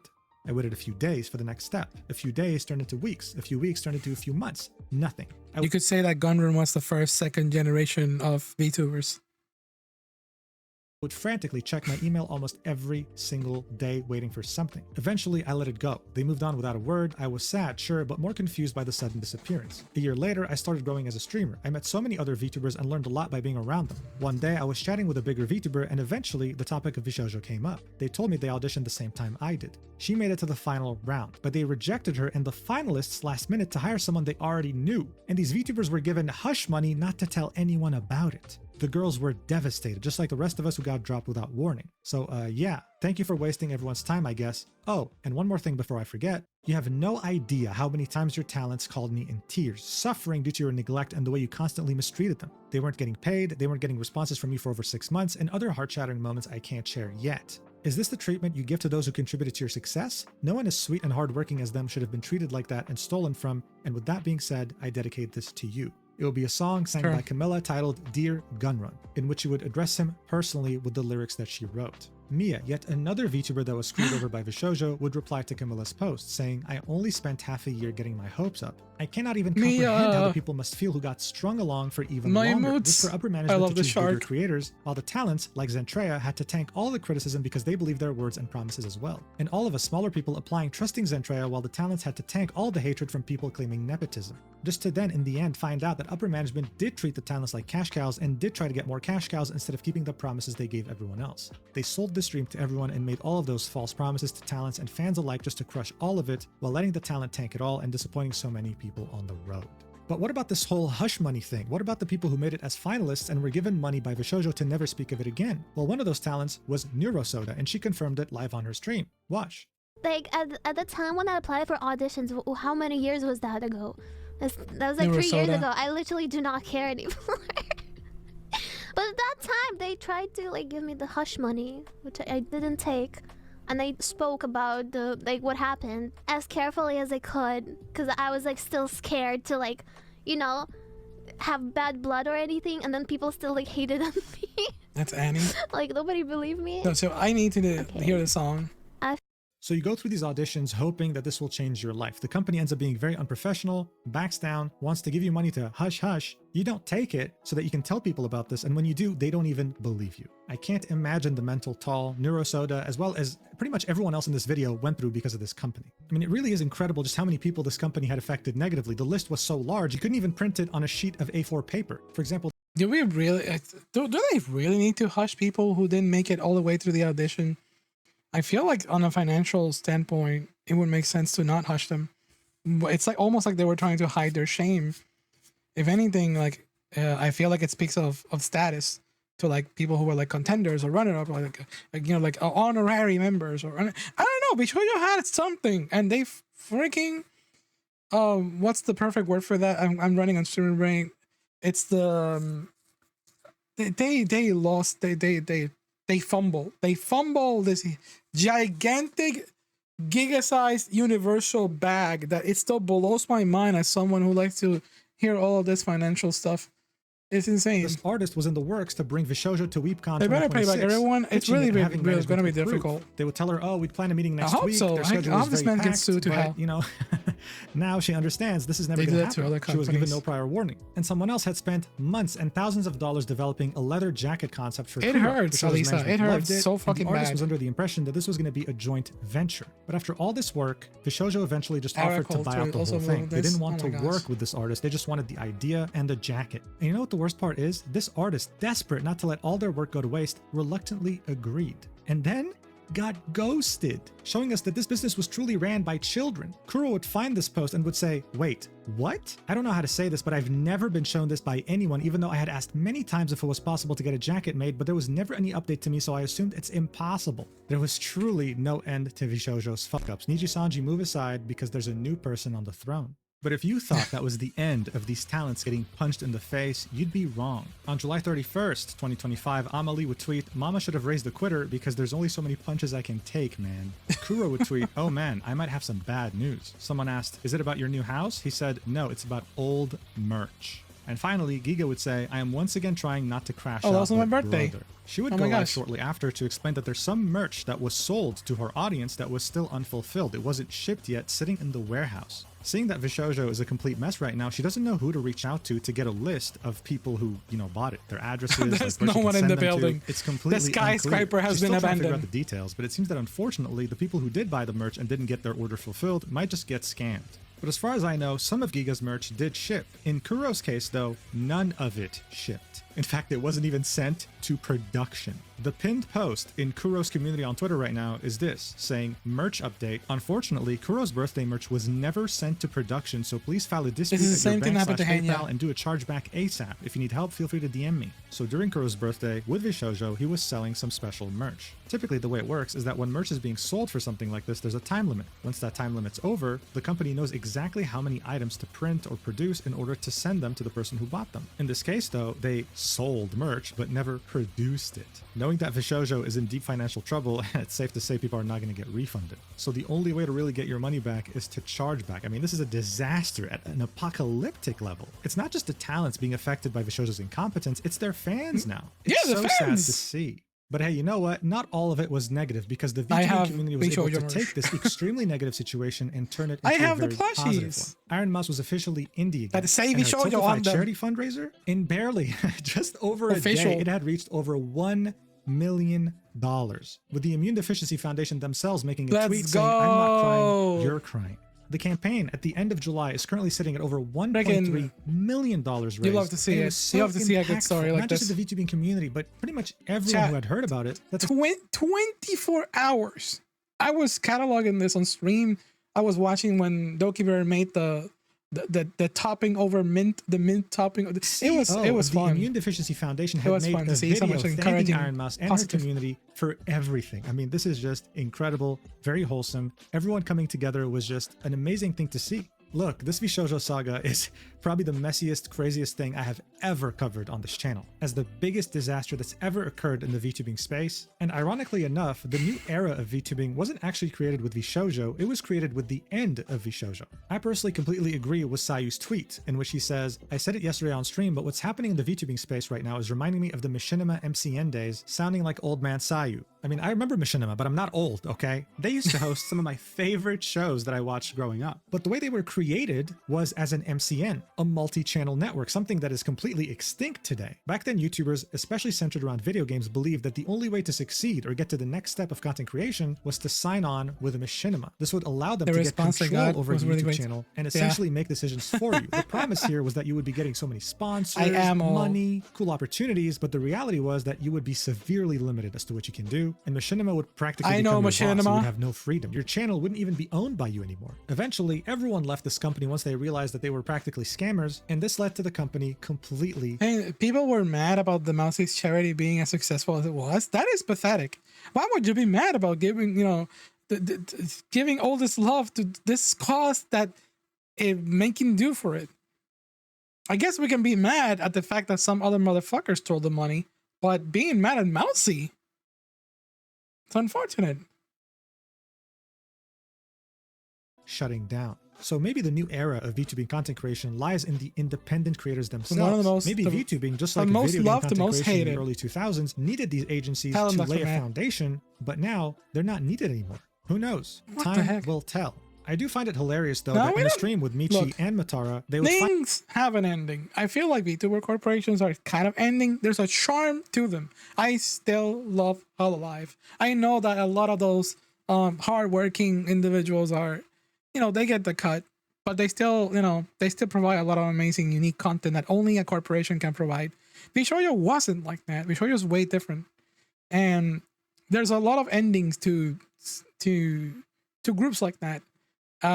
Not just the reunion of VTubers inside a club, but think about, I don't know why I'm directing this to something a little different, but think about E3. Think about how the atmosphere changes, how we no longer need like a big event to tell us everything about video games. And yeah, the companies can do it individually. A lot of indie creators can do it individually as well. It's nice when it show up in other places like a Nintendo Direct. But when it comes to VTubers, it's really nice to see all the VTubers come out together in like a collab, an event, and under an umbrella. It's really nice. But things are just changing individually. I feel like things like the Machinima thing are very outdated. I feel like things like VShojo have become very outdated very, very fast. Actually, no, it took longer to crumble. I feel like this is what surprises me about this entire situation. How did this not happen way earlier? Because there was a lot of clinging in like the one person or another would have already like messed up.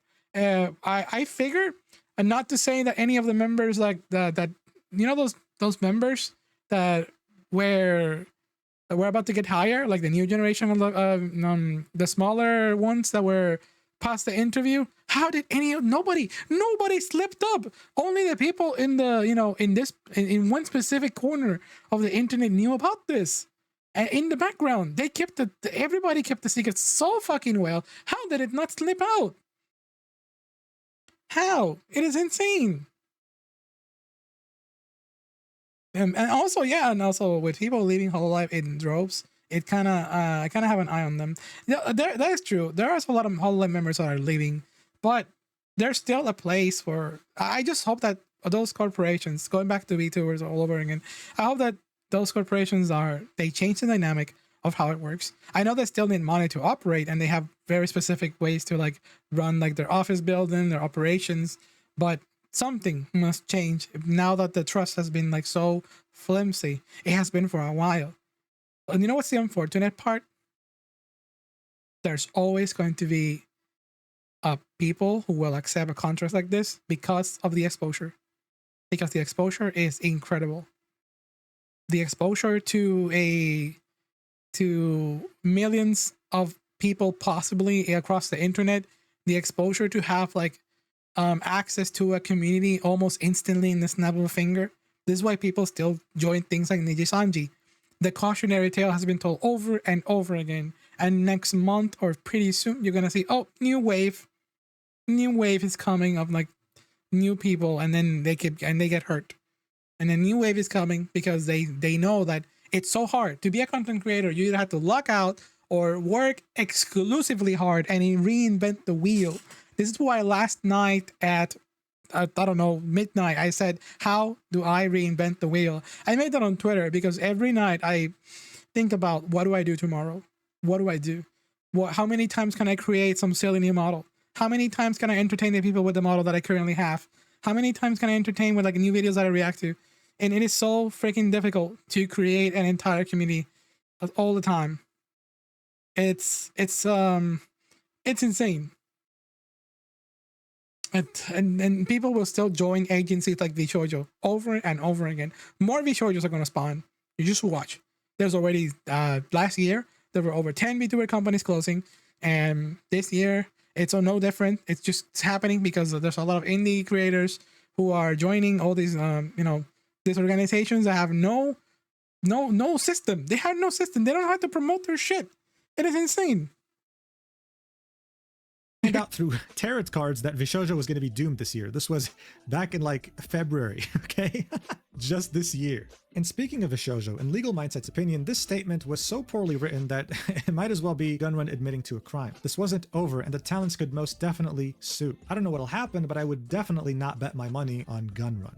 Anyway, thank you so much for watching this ridiculously long video. I don't know how long it's going to be while recording this, but I am not looking forward to editing at all. And also, special thanks to Rima Evenstar for very quickly compiling some of the lengthy statements from many of the VTubers affected by VShojo. As of now, VShojo's store is not available anymore, but it's important to note that it hasn't filed for bankruptcy yet and hasn't closed its doors down either. As far as we know, it's still a company, one with no money, but still a company. If there's anything for you to understand from all this is to, well, always hire a lawyer to read out contracts. And if a company makes you feel guilty about it, then they're probably a massive red flag. Thank you so much for watching, and I'll see you in the next video whenever that is. I don't know what it's going to be. I don't know what it's going to be uploaded. All I know is you know what's insane about this? Hold on. I love you. Mwah. Oh my god. Thanks for the free 500k. Oh my god. Man, I love VTubers. God damn. You know what's insane about this? It's that there's still information yet to come. There's more to come because because we don't know exactly everything what happened, and more people are gonna come out, whether it's employees, the VShojo members who are going to start confessing stories, who are still like, you know, just in their corners being like, hey, I wonder if my NDA is completely out for real. There's still more to come out, and it's gonna be horrible, unfortunately, because this is not a good tale for anybody. The only positive side about this is how good the community was able to come together for someone like Iron Mouse, and just that shows alone where your belief should stand. Like, don't have no doubts that, you know, sometimes the community can really pull a really good one for someone like Iron Mouse, and justice for Iron Mouse, justice for all the members of VShojo and everyone who got affected by this, truly. And also, Mujin, thank you for this freaking video. What the hell? This movie length stuff, I gotta take a small break.